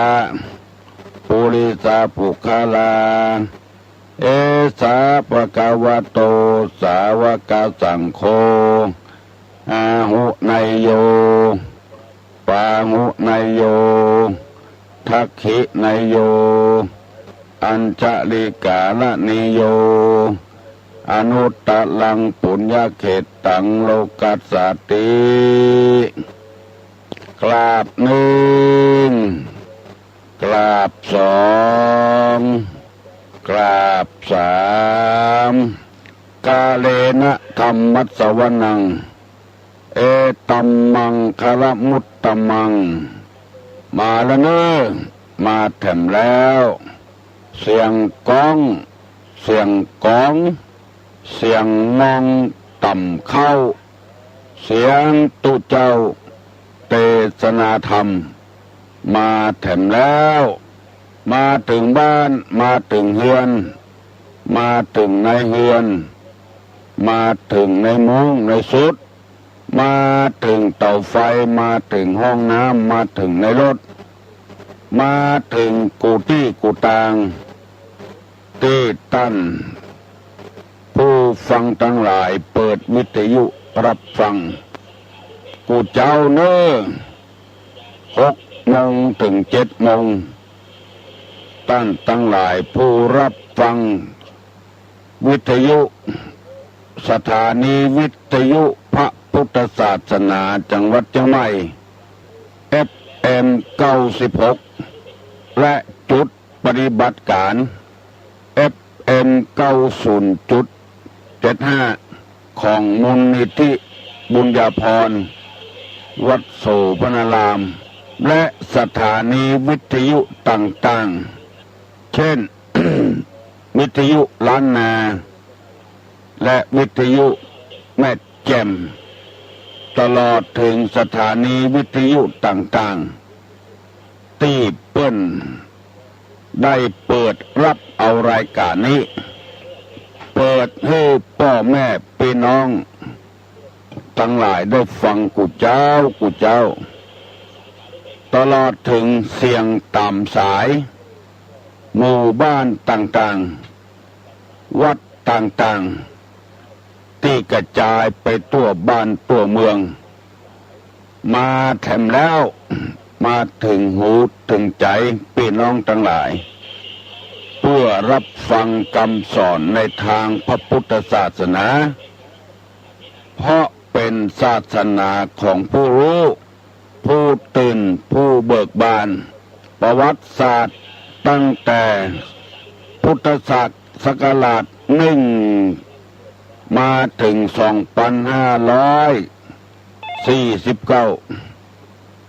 บอกเคยมีประวัติศาสตร์ที่เกี่ยวกับรบราฆ่าฟันเรื่องของศาสนาเพราะพระพุทธเจ้าเปิ้นเกียรติในการรบราฆ่าฟันกันเปิ้นบอกว่าถ้าฮบก็ฮบด้วยกิเลสอันนอนเนื่องอยู่ในสันดานของตัวเองบัดตันบ้านบัดตันเมืองบ่โอบอ้อมอารีบ่แบ่งพรรคบ่แบ่งพวกบ่เผยแพร่พระศาสนามีแต่เผยแพร่พระธรรมคำสอนให้แต่ละคนอาบน้ำฟังธรรมปฏิบัติธรรมเพื่อให้แต่ละคนเป็นคนดีบ่ให้ใจอาวุธยุทธภัณฑ์ประหัตประหารชีวิตซึ่งกันและกันมีแต่ศาสนาอื่นที่รบราฆ่าฟันเกี่ยวกับพระพุทธศาสนาเอาชีวิตคนคือตายแต่พระพุทธศาสนานี้บ่ทำอย่างนั้นคือว่าให้ลบโดยกิเลสของตัวเองยังบ่ดีคือฆ่ากิเลสตัวเก่ามีความโลภความโกรธความหลงความอิจฉาริษยาความอาฆาตพยาบาทความหันแก่ตัวหันแก่ได้บ่เอื้อเฟื้อเผื่อแผ่ซึ่งกันและกันให้รบกิเลสหมู่นี้ออกรบราฆ่าฟันกิเลสออกไปบ่ให้มันเหลืออาทิเช่นพระสัมมาสัมพุทธเจ้าได้รบพญามารรบกับพระพุทธเจ้าพระพุทธเจ้าบ่เอาอาวุธอันใดมาเข็นฆ่ามีแต่นึกถึงคุณงามความดีในอดีตที่ปั้มเปงมาแต่ละชาติเหมือนกับแม่พระธรณีหูดน้ำผมมารพ พญามารเสนามารธิดามารคือความชั่วต่างๆได้แตกกระจัดกระจายพระสัมมาสัมพุทธเจ้าทำเป็นตัวอย่างให้หมู่เฮาทั้งหลายที่เฮาจังกึดนักเครียดบ่ม่วนบ่สบายใจเพราะเฮาบ่ได้นึกถึงบุญนึกถึงบารมีที่เฮาได้สร้างมาเมตตาภาวนาจำศีลกินทานความต้องการอันใดเป็นผลสำเร็จของเฮาที่ได้ทำมาเฮาบ่ได้นึกถึงที่จะได้อย่างเดียวจะเอาอย่างเดียวเหมือนใจอย่างเดียวซึ่งธรรมชาติบอกแล้วว่ามันเป็นไปบ่ได้จะเอามะม่วงส้มมาเป็นมะม่วงหวานเอาลำไยธรรมดามาเป็นลำไยกะโหลกเอาเป็ดมาเป็นไก่เอาไก่มาเป็นเป็ดซึ่งมันฝืนธรรมชาติอุปมาฉันใดคนเฮาถ้าฝืนธรรมชาติก็ต้องตุกอกตุกใจต้องเครียดต้องแค้นจะไปไหว้วอนเทวบุตรเทวดา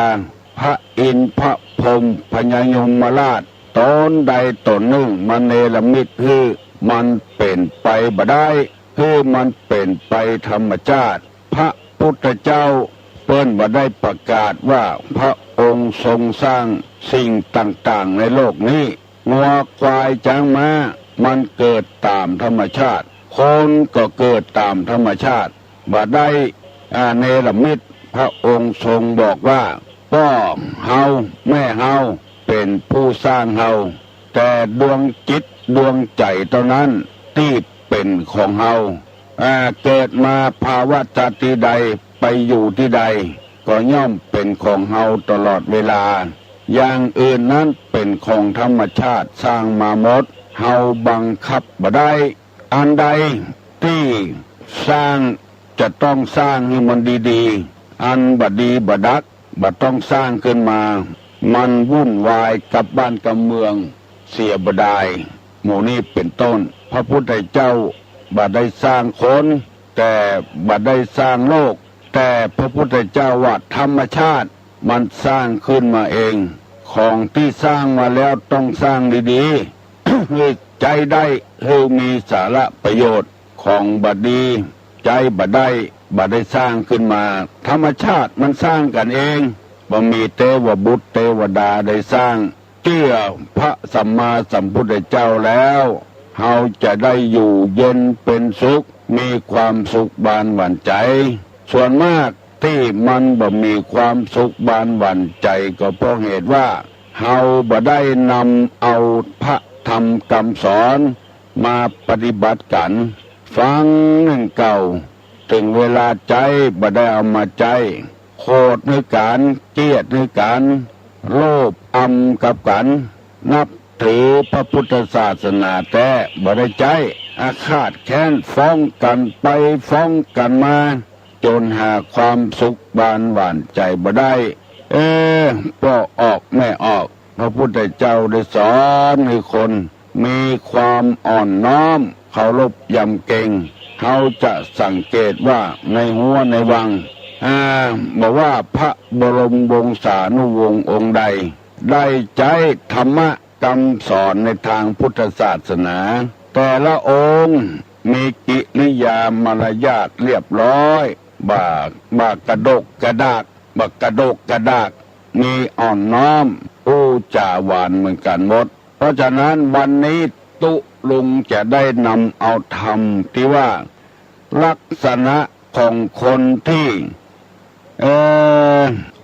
คนที่เจียมตนคือหมายความว่าบ่ฮื้อโป้นคนอื่นฮื้อเต้าใดเต้ากันเพราะศาสนานี้ได้ทำลายลัทธิต่างๆในประเทศอินเดียที่ถือเป็นพรรคเป็นพวกแบ่งเป็นชั้นเป็นวรรณะต่างๆคือมีความเสมอกันเพราะความอ่อนน้อมเจียมตนเคารพยำเกรงซึ่งกันและกันได้นำเอามาเสนอให้ท่านผู้ฟังแล้วมีอยู่11 ข้อ 1. ใจอ่อนน้อม 2. มีความเจียมตน 3. บ่ถือตัว 4. บ่ยิ่งยะโส 5. ทำตนเหมือนกับผ้าเช็ดเท้า 6. ทำตนเหมือนกับโคเข่าขาด 7. ทำตนดุดงูเปิ้นรีดออกเขี้ยวเอาพิษออกหมดแล้ว 8. อ่อนโยน 9. นุ่มนวลได้อธิบายไปแล้ว9ข้อยังเหลือแถม2ข้อข้อ10กับข้อ11วันนี้จะได้ต่อให้พี่น้องทั้งหลายฟัง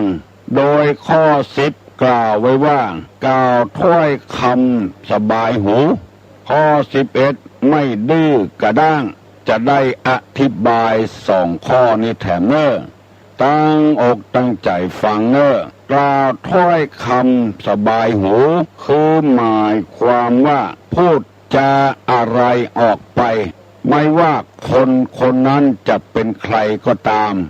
ให้ทำถ้อยคำที่สบายหูจะไปแสดงกิริยามารยาทตุลงเกยได้ไปวัดสายตาที่ร้านขายแว่นตาเข้าไปกำเดียวจัดดีไปมาตุลงว่าขอลดพงเนอเพราะมีแม่ออกคนหนึ่งได้เป็นเจ้าศรัทธาบอกว่าถ้าท่านจะทำแว่นตาให้ไปร้านนี้นะตุลงไปมาแล้วตุลงก็บอกว่ามีโยมคนเนี้ยเอาบัตรนี่มาบอกให้มาที่ร้านนี้เพื่อจะวัดสายตาแล้วลดราคาลงเพื่อคนที่เอาบัตรนี่ให้กับเจ้าของร้านเป็นเจ้าเป็นเพื่อนกันมีอะไรอย่างช่วยเหลือกันได้บอกกองเอาบัตรนั้นให้พอความจริงเจ้าของบัตรเป็นเพื่อนกับผัวไม่ใช่เป็นเพื่อนกับเมียบอกกองเมียหันบัตรของตุลุงที่จะลดราคาเปลี่ยนสีหน้าสีตาทันทีว่าจะได้กำไรน้อยปากตุเจ้าตัวนี้ห้องผัวมาเฮียมาดูบัตรนี่สิแล้วไปสนใจกับลูกค้าคนอื่นเนี่ยบาสนใจตุลุงสกรรมตุลุงก็มาหันนิสัยคนนี้เป็นว่าจะเอาเงินอย่างเดียวพอหันลดราคาต่ำลงก็เลยบ่สนใจตุลุงเนี่ยจะได้ลูกศิษย์ต้องการนึมาร้านนี้คันเขาจะออกร้านเหี้ยเขาก็ละอาใจพอแฟนเปิ้นมาผัวเปิ้นมาไปมาก็เลยตกลงทำอย่างเสียบ่ได้ตั้งแต่วันนั้นเป็นต้นมาตุลุงก็เลยบ่ไปรบกวนเปิ้นตาฮอดบ่เดียวลูกศิษย์เปิ้นบอกว่าจะไปกี่ครั้งกี่หนก็ได้เน้อเอาบัตรของหนูนี่ไปตุลุงก็เลยบ่ไปแถมซ้ำตาฮอดบ่เดียวเพราะว่าไปรบกวนเปิ้นทำรูปเปิ้นบ่ขาดทุนนี่ถ้าได้กำไรน้อยนิสัยจะเนี้ยตุลงว่าจะบ่มีเปื้อนบ่มีฝูงจะบ่มีภัยคบหาสมาคมด้วยกล่าวกรรมอันใดฮือสบายหูนักปราชญ์บัณฑิตเปิ้นเปรียบว่าหูคนอันนี้เหมือนกับจะเข้จระเข้ที่อยู่ตึงวันนี่อยู่กับน้ำมันเย็นออกมาหิงแดดกำเดียวก็ลุยไล่ลงน้ำเพราะมันบ่ชอบร้อนหูของคนเฮานี่ก็อย่างเดียวกันบ่ชอบร้อนเพราะฉะนั้นเพิ่นจึงบอกเลยว่าคนนั้นจะเป็นภัยก็ตามกล่าวกรรมอันใดไปให้ไพเราะให้ม่วนหูให้คนได้สบายหูเมื่อกรรมดีเข้าหูแล้วจิตใจก็ดีโดยหมู่นี้เป็นต้นอย่าไปให้ละคายหูคนอื่นผัวกับเมียก็ม่วนจะไปสัตว์จะไป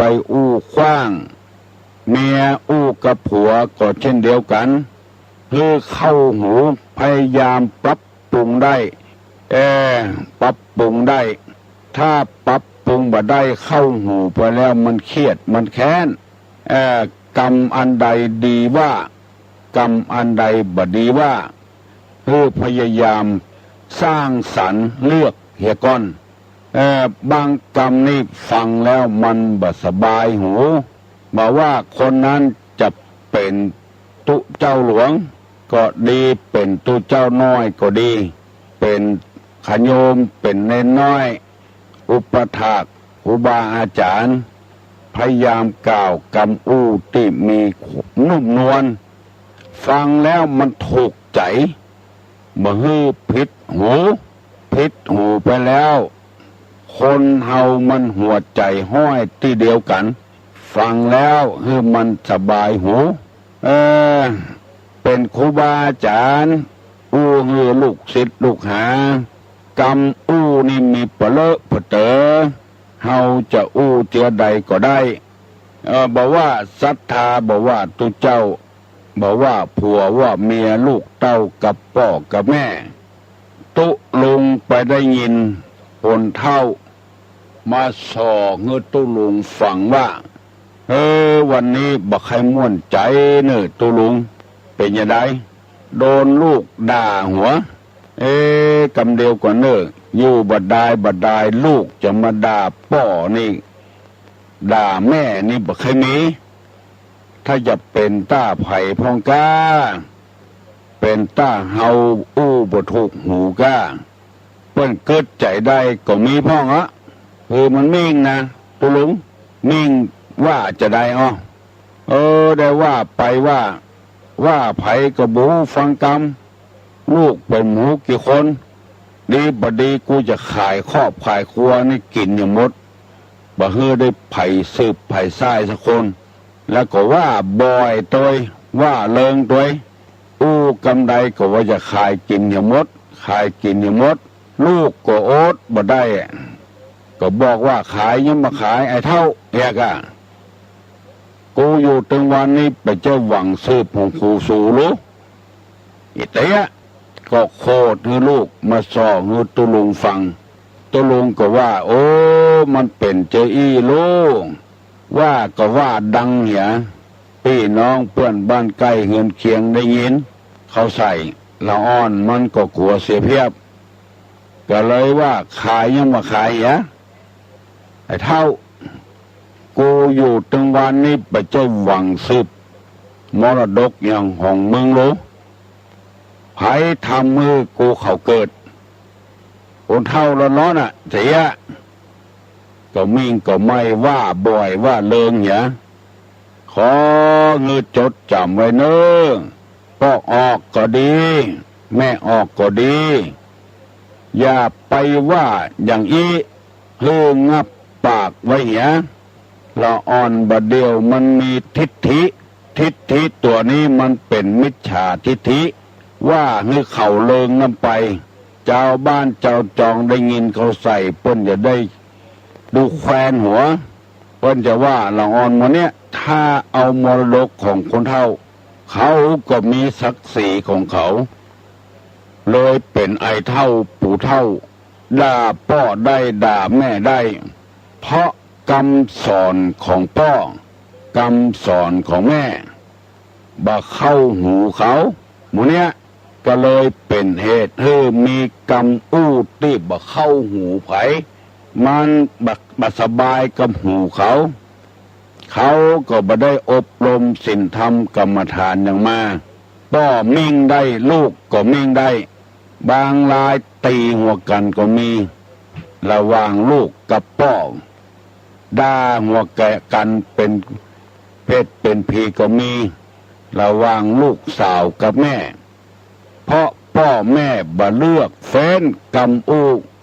ที่จะด่าตุหลวงจะไล่พระไล่เนนออกวัดหมดบ่เลือกเฟ้นโคตรฮื้อ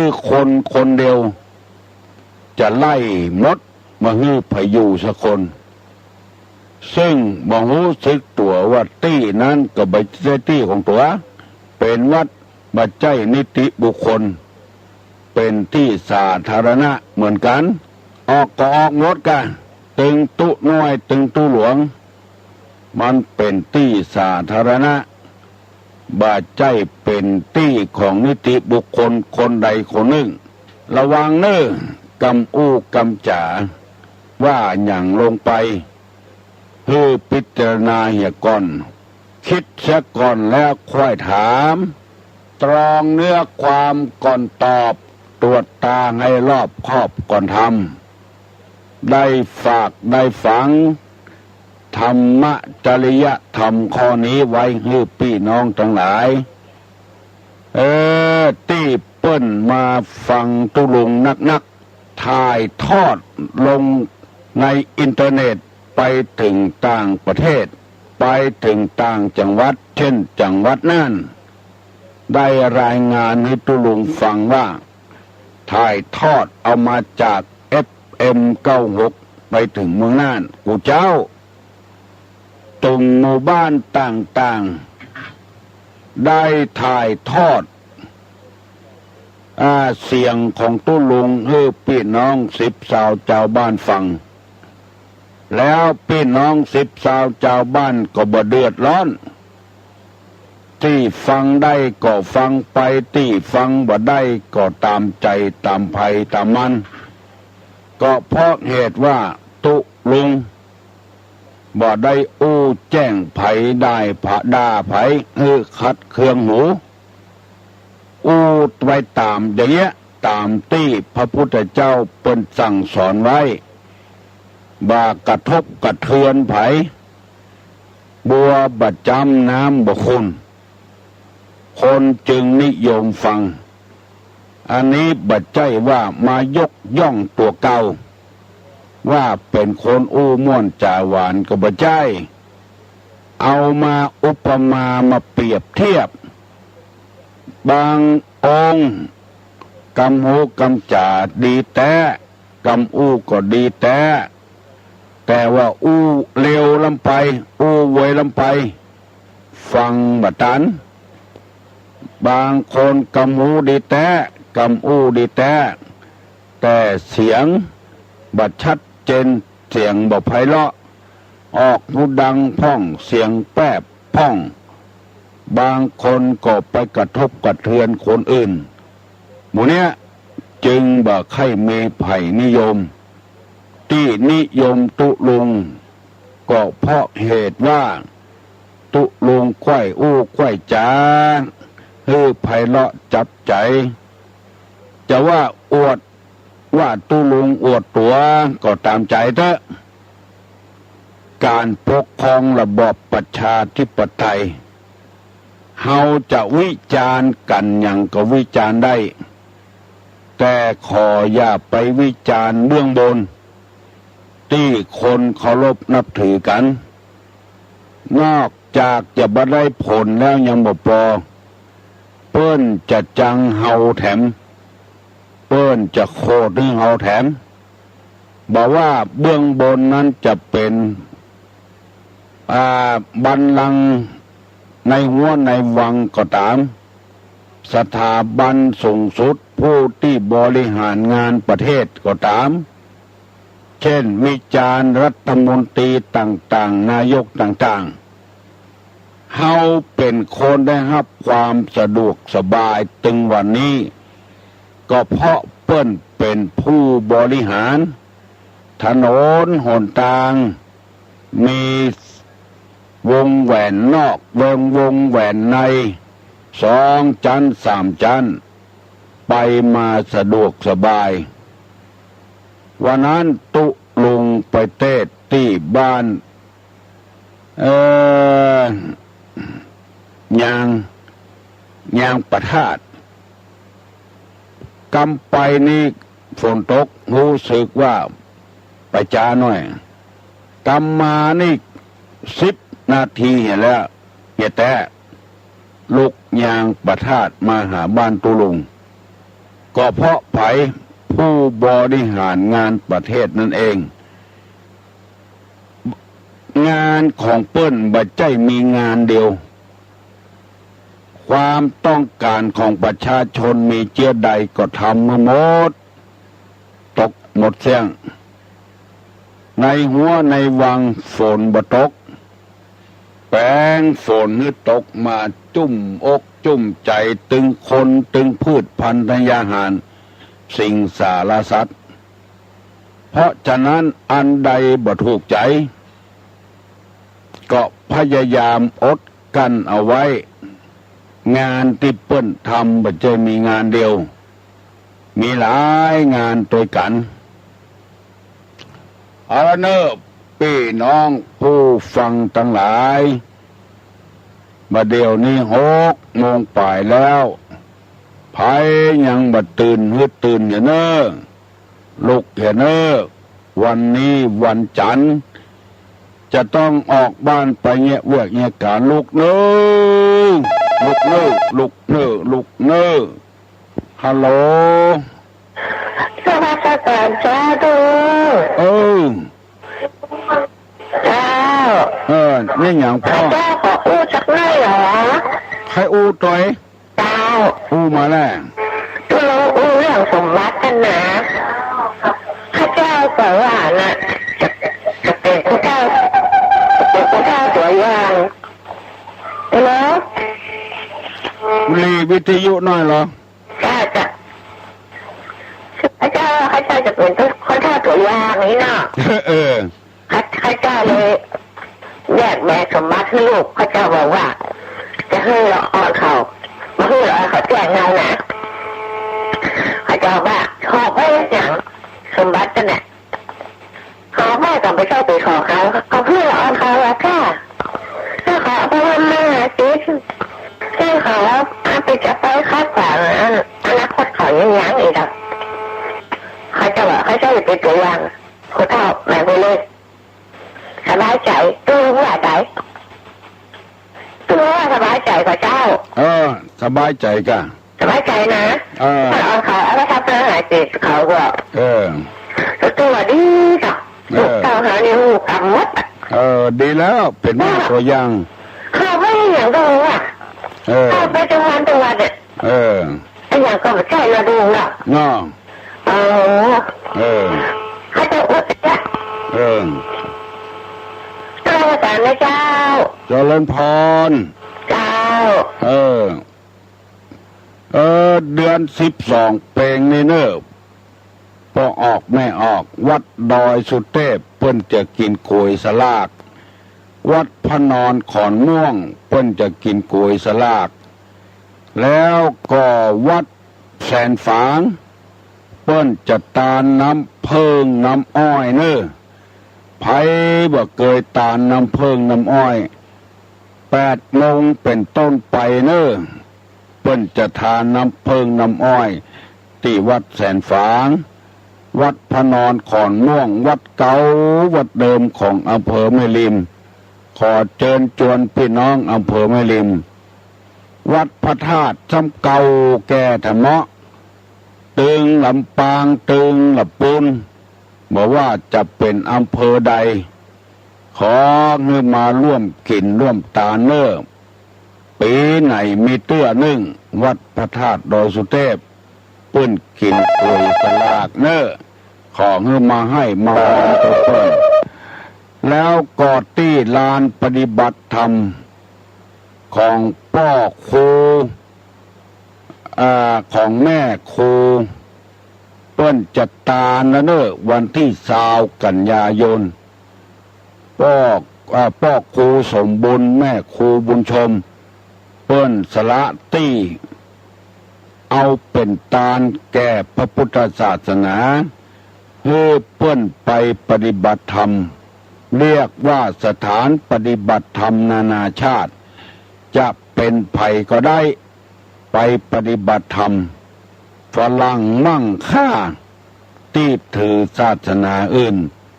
มาปะใส่ขุมทรัพย์อันเป็นมรดกที่ล้ำค่ามาปฏิบัติธรรมรู้สึกว่าติดอกติดใจกัน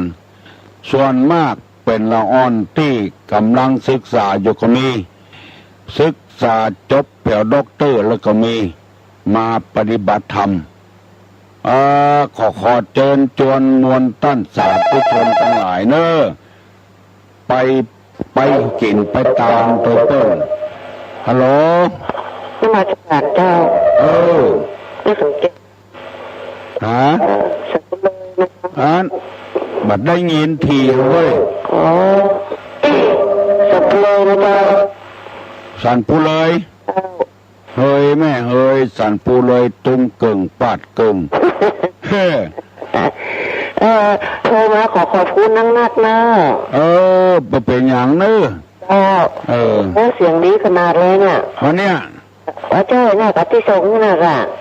อ๋อเป็นอย่างขอบคุณนะยินดีมามัดสารเจ้าไม่อย่างมาบอกกันเจ้าเนอะตุลุงนี่สนองความต้องการคนอื่นนะความสุขของคนอื่นคือความสุขของตุลุงเพราะว่าเราจะมีความสุขคนเดียวนี่เป็นไปบ่ได้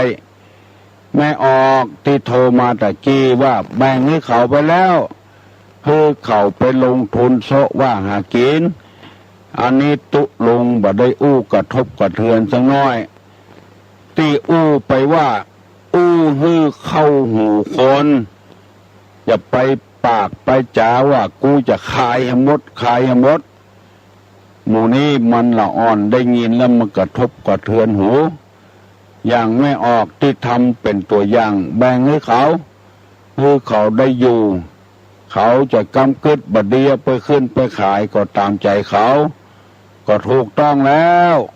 เฮาเป็นคนแต่งเขาขึ้นมาเฮาก็ต้องใส่ฮาวให้เขาฮัลโหล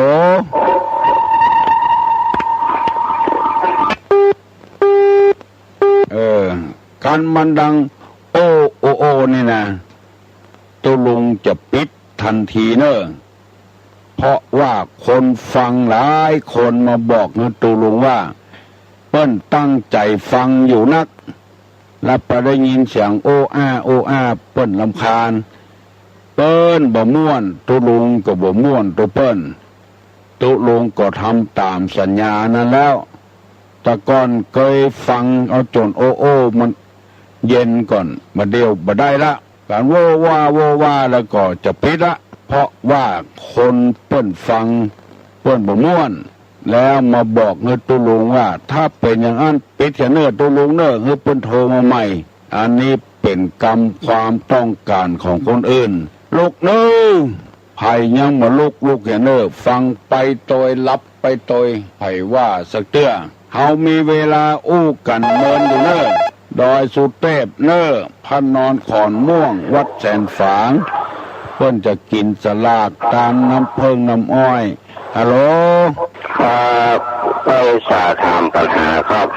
ทำมันนิจงล้างค่านิยมเทศในงานทำบุญหรือยังครับไหว้ตาครับ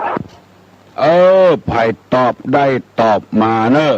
ทำอานิสงส์ล้างคาบนิยมเทศในงานอะไรอย่างเพิ่นถามมาไผ่ตอบได้ตอบเนอะระยะนี้ในธรรมเปรตพีบอกว่าตั้งแต่วันออกค่ำของเดือน12ไปเผียวเดือนดับเปิ้นปล่อยเพศเพื่อมารับของกินของตาเนอะฮัลโหล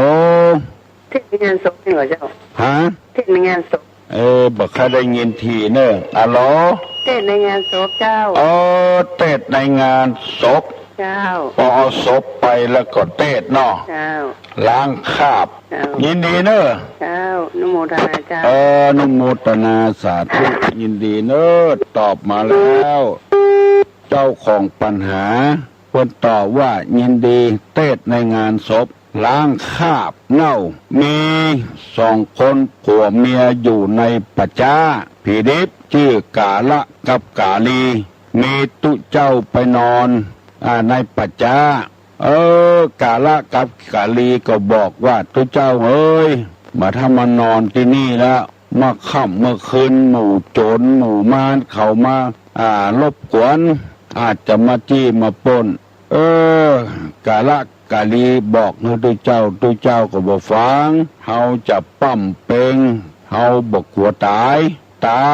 เพื่อโจรมารหานผ้าเฮาก็ยอมวันอันนี้ส่งล้างคาบไม่หลายอย่างทุกลุงบ่ได้จำดีจำพอให้พอดีเนี่ยฮัลโหล อันนี้ตุลุงกับเจ้า ตุลุงนะกำลังอู้นะ อ๋อนี่ตุลุงเนาะนี่มาจากหงขาวเจ้า คงขาวหางน้องน่ะ เจ้า ทองแท้นะทอง100%นะทอง100%เนาะตุลุงเจ้าหงขาวนี่นะต้องชอบฟังตุลุงเด้ออันกะเจ้าทางลุงนะยินดีเนอะเจ้าตุลุงเจ้าทานตะติดนักหงขาวนะต้องชอบฟังตุลุงก็ท้อปะอู้กับที่วาดนะปะติบไหนปะติบนักหงขาวนะที่อู้กับที่ต้องออกว่ากะต้องออกว่าแต่นอเจ้าเสียงตุลุงนี่นะม่วนนะผมกับที่ขึ้นฟังข่าวชอบฟังตุลุงว่ายินดีเนอะน่าเสียตุลุงว่าเจ็บขาของเองก็เจ็บขาของเจ็บถือหัวใจเจ็บผีให้ได้คาถากะอุอากะสะเนาะเจ้าอุอากะสะ4 กำเนอะเอาเป่าใส่น้ำช่วยหน้าตบหัวถึงวันเนอะได้เป็นเศรษฐีแน่ๆเลยเลยเนาะตุลุงกับเป่าถึงวันเนาะตุลุงกับเป่าด้วยอุอากะสะ1คือมันพุทธานะสัมปทา2ได้สตางค์มาแล้วจะไปใจจ่ายสุรุ่ยสุร่ายอารักขะสัมปทา3คบคนที่คบคนดีๆเอาหาสตางค์มาใส่บ้านใส่จองเรียกว่ากัลยาณมิตรตาข้อที่4เรียกว่าสัมมาชีวิตาเข้าใจยังคือหากินตามชอบธรรมติดบังคับผิดกฎหมายบ้านกฎหมายเมืองรวยเนอะไม่ออกรวยเนอะบอกไม่ติบตัวเนอะไม่ติบคงขาวบอกเขาเปิ้นตัวอุอากัสสะอินเนอร์เจริญพรแตะไผ่ข้าได้กระถาเป่าลงใส่น้ำบยนั่นน้ำตกนั่นแล้วก็เอาใจลูกหน้าลูกตาตบหัวฮัลโหลนมัสการเจ้าดีใจหมดดีใจแหละเจ้าม่วนเนอะม่วนก็หมดสุดจุ่มเย็นไปเนาะสุดท้ายมาลู่คนใดก็ใครมือเนาะปีหน้าแก้ไขแต่ไม่เฮ้ยจำได้ไปได้หันได้ก่อนแล้วเนาะได้ยินได้ฟังเนาะยินได้ฟังพี่น้องตังดงประคอยลูกหลานมาช่วยกันได้มาพ่องได้มาพ่องก็ได้บุญเท่ากันนะเนาะต้องใจแล้วเนาะแต่ว่าอิดเลยอิดนะแกเนาะบ่าย2มันนอนแองแมงเลยจนพอ6 โมงพุ่นเจ็บแอวนั่งมากลูกลูกมาเมื่อเจ้านี่ก็ยังอิดอยู่น้อยนะเจ้าพยายามพักผ่อนในวันนี้หายบดีบ่มันอยู่มังก่อนเจ้ามหาบดีบ่ได้มานั่งอู้นี่เฮ้ยอิดเนาะเขาหาเอาออกซิเจนใส่หูดังแล้วก็มาเนี่ยแต่ว่าก็มีในรถเลยแต่ว่าก็มีในรถท่านนั้นกะออกเจนอยู่ในรถออกซิเจนนะติดกะไปไหนถึงเอาติดลูกนั่งในรถก็สูบหูดังไปเนาะธรรมาดบ่ได้เว้ยเอ็นดูบ่เป็นยังนี่เอ็นดูก็ฟังทำเด้อปากม่วนจ่าหวานตีตุนาว่านั่นเนาะตะกี้ละเจ้าเจ้าบุญรักษาเนอะเจ้าแก่นมัสการเจ้าแก้วนาประคอยใต้หลานชิ้นตุลุงขอขอบคุณพี่น้องที่มาร่วมตุลุงตะวาเนอะแผ่ห้วยละห้วยปูปุ่นฟังเพื่อจะไปเม็ดแจมเดี๋ยวก่อนเลยเอาของชำร่วยของแจกคือเปิ้นไปกองห้วยละได้ไปละหมู่อื่นลุ่มเข้ามาแล้ววุ่นวายแล้วบางคนก็ได้บางคนก็บ่ได้ จะไปเสียอกเสียใจอย่างเนอะมากินมาตานเอาบุญเปาะเชื่อบักกี่วันมันก็ปุดละแต่น้ำจิตน้ำใจนี่แบบปุดง่ายๆอะโหลนมัสการเจ้าตะวันได้ไปจุดตุลุงสกรรมนะตะวันเนี่ยไม่ได้ไปสกรรมไปปฏิบัติธรรมวัดพระสิงห์เหียตังเจ้าไปปฏิบัติฮะปาโมวัดพระสิงห์เจ้าวันนี้ยังอ่ะปฏิบัติธรรมปฏิบัติธรรมนะเนาะอาทิตย์ตอนเช้า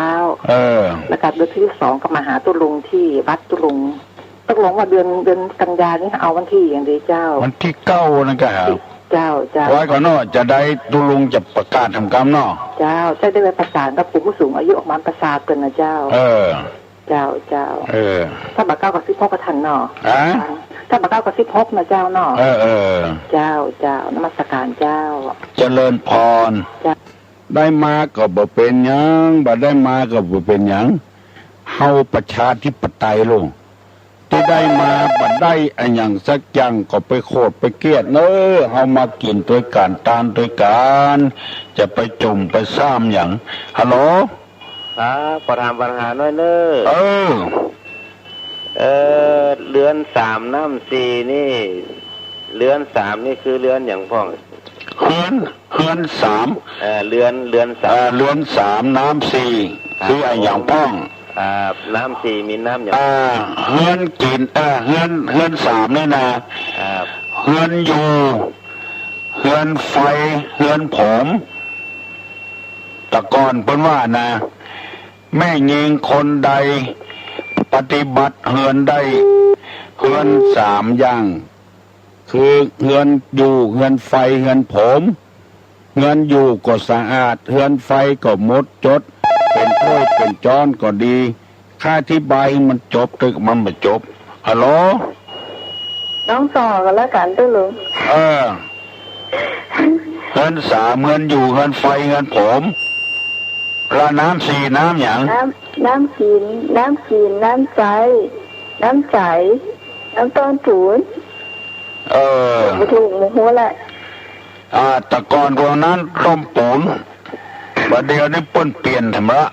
เปลี่ยนเป็นยังไงน้ำกินน้ำใจน้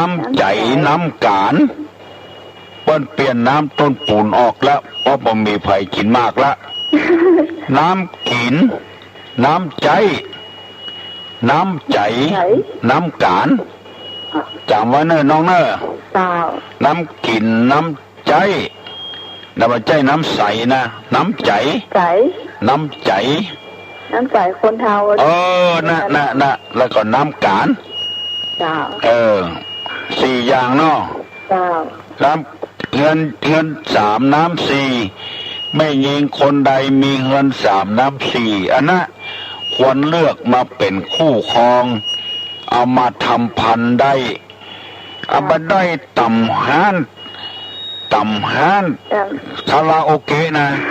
อย่าไปเอามาอยากพอเอามาเป็นพันเอามาทำพันเนอะมาได้ความลูกเกิดมาก็มีประโยชน์อย่างสิอย่างวันนี้ปังมองมีเขาคำถามยังทำอยู่กับหมูเนาะหมูเนอะแต่กี้เปิ้นก็ตอบไปแล้วเอาเทศในงานปังมองนี่เป็นถามปัญหาธรรมะธรรมะสูงเท่านั้นงานอวมงคล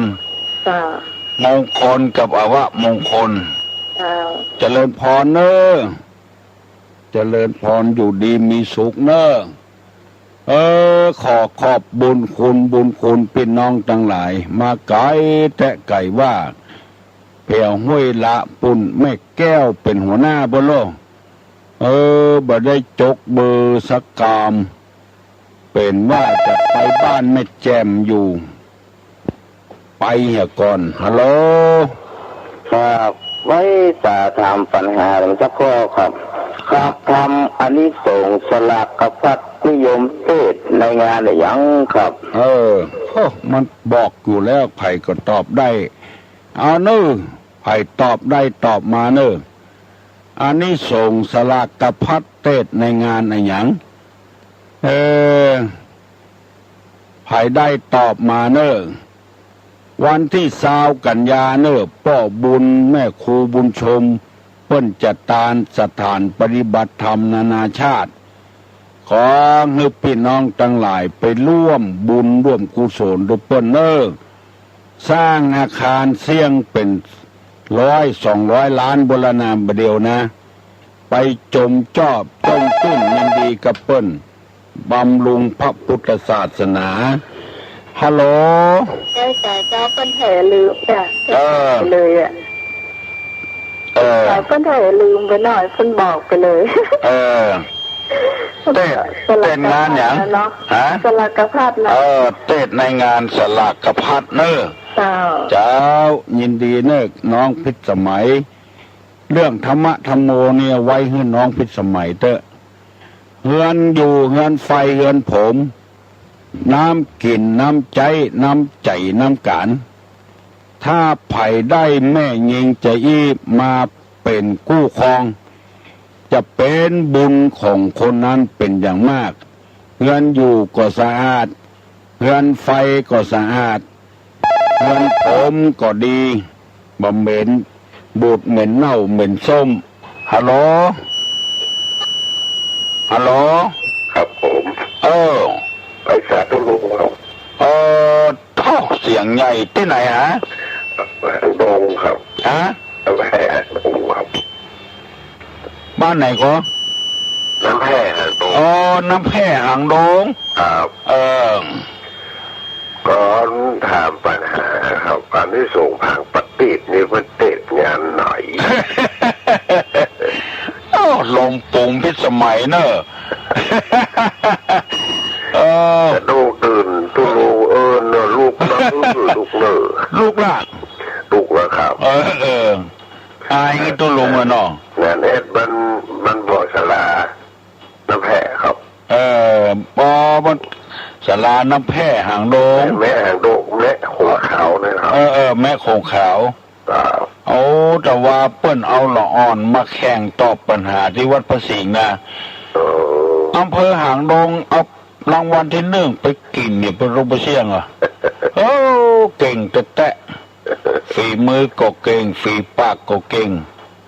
ละอ่อนหางดงนะตุเจ้าเปิ้นมารายงานให้ฟังอ่ะหางดงเก่งนะหลวงพ่อตัวนั้นผมแปะใจอบต.สุรินทร์พูดว่าพูดไปที่วัดตุลุงครับจักกันกันเนาะก็หานั้นตุลุงเนาะปัดแปลงร่องคนเดียวปุ่นนี่หรอแปลงร่องตานนะครับร่องมีใครก็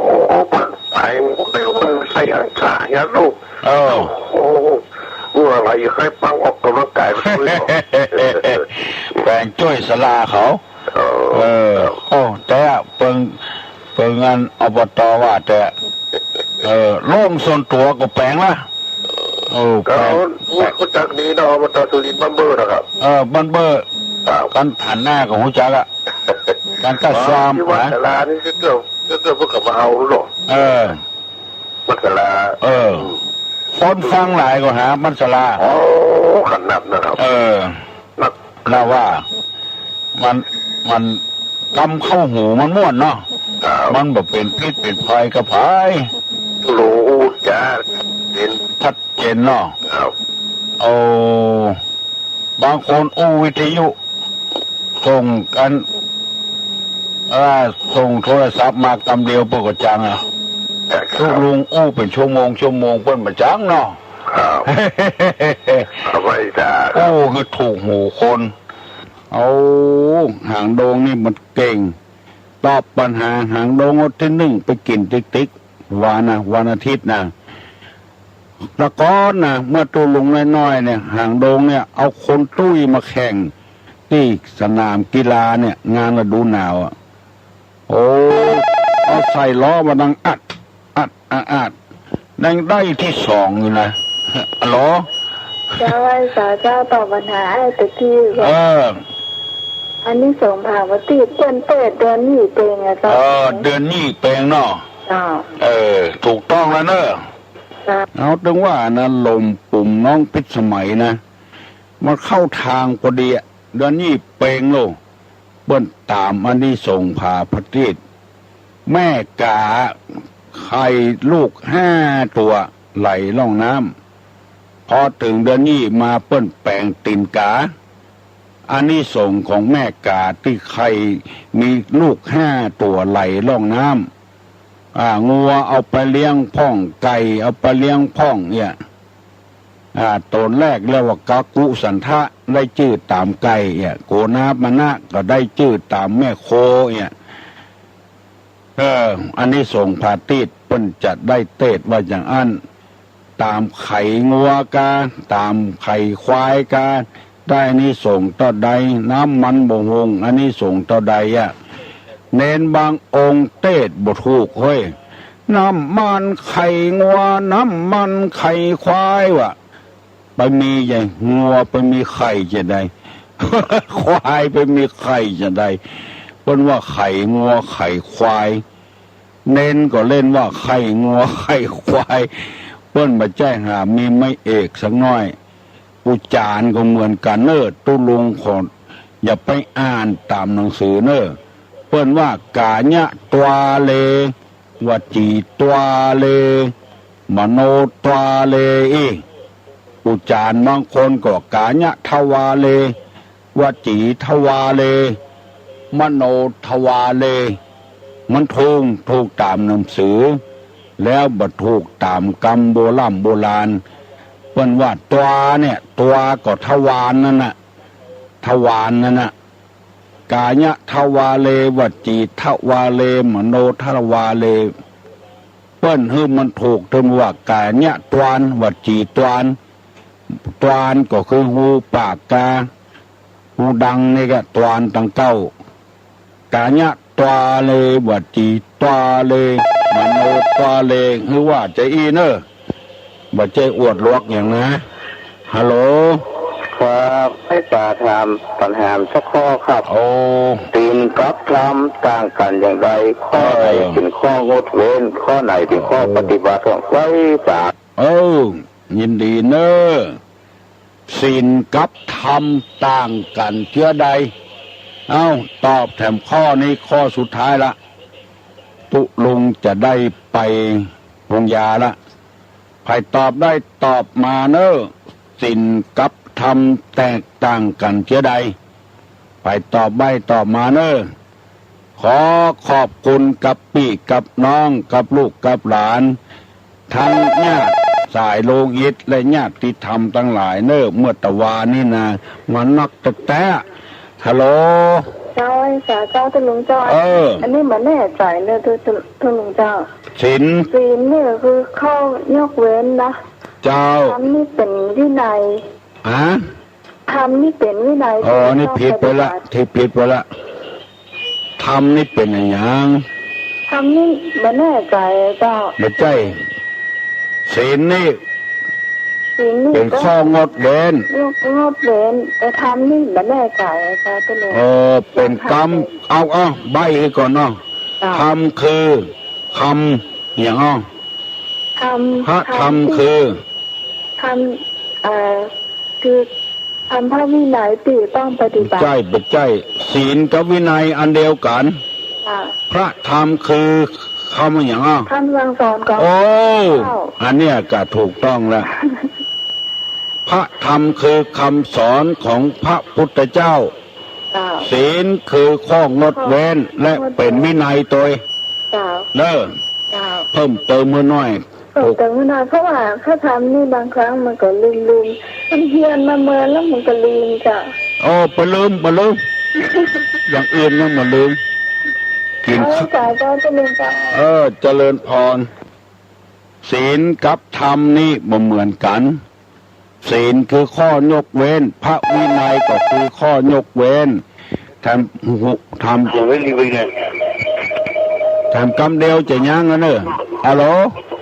1ฮัลโหล2ฮ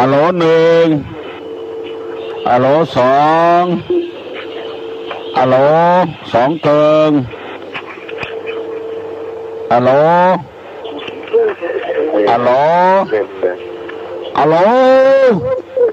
โอ้ปิดละ มันจะรำคาญคนอื่นเนาะเอาปนมมือขึ้นเนอตุลุงจะฮือปอนนะเนอขอเงยอยู่ดีมีสุขกุคนเนอสัพพโลกเวมิมุตโตสัพพสันตาภวัตติโตสัพพเวลามติกันโตนิปุตโตจตุวังภวะสปิติโยวิวัจจันตุสัพพโลโกวินาศตุมาเตภวะตวนตาลาโยสุขีติคาโยโกภวะอภิวาตานาสีลิสานิจังวุธาปจายิโนจัตตาโลธรรมาวัฏันติอายุวันโนสุขังพลา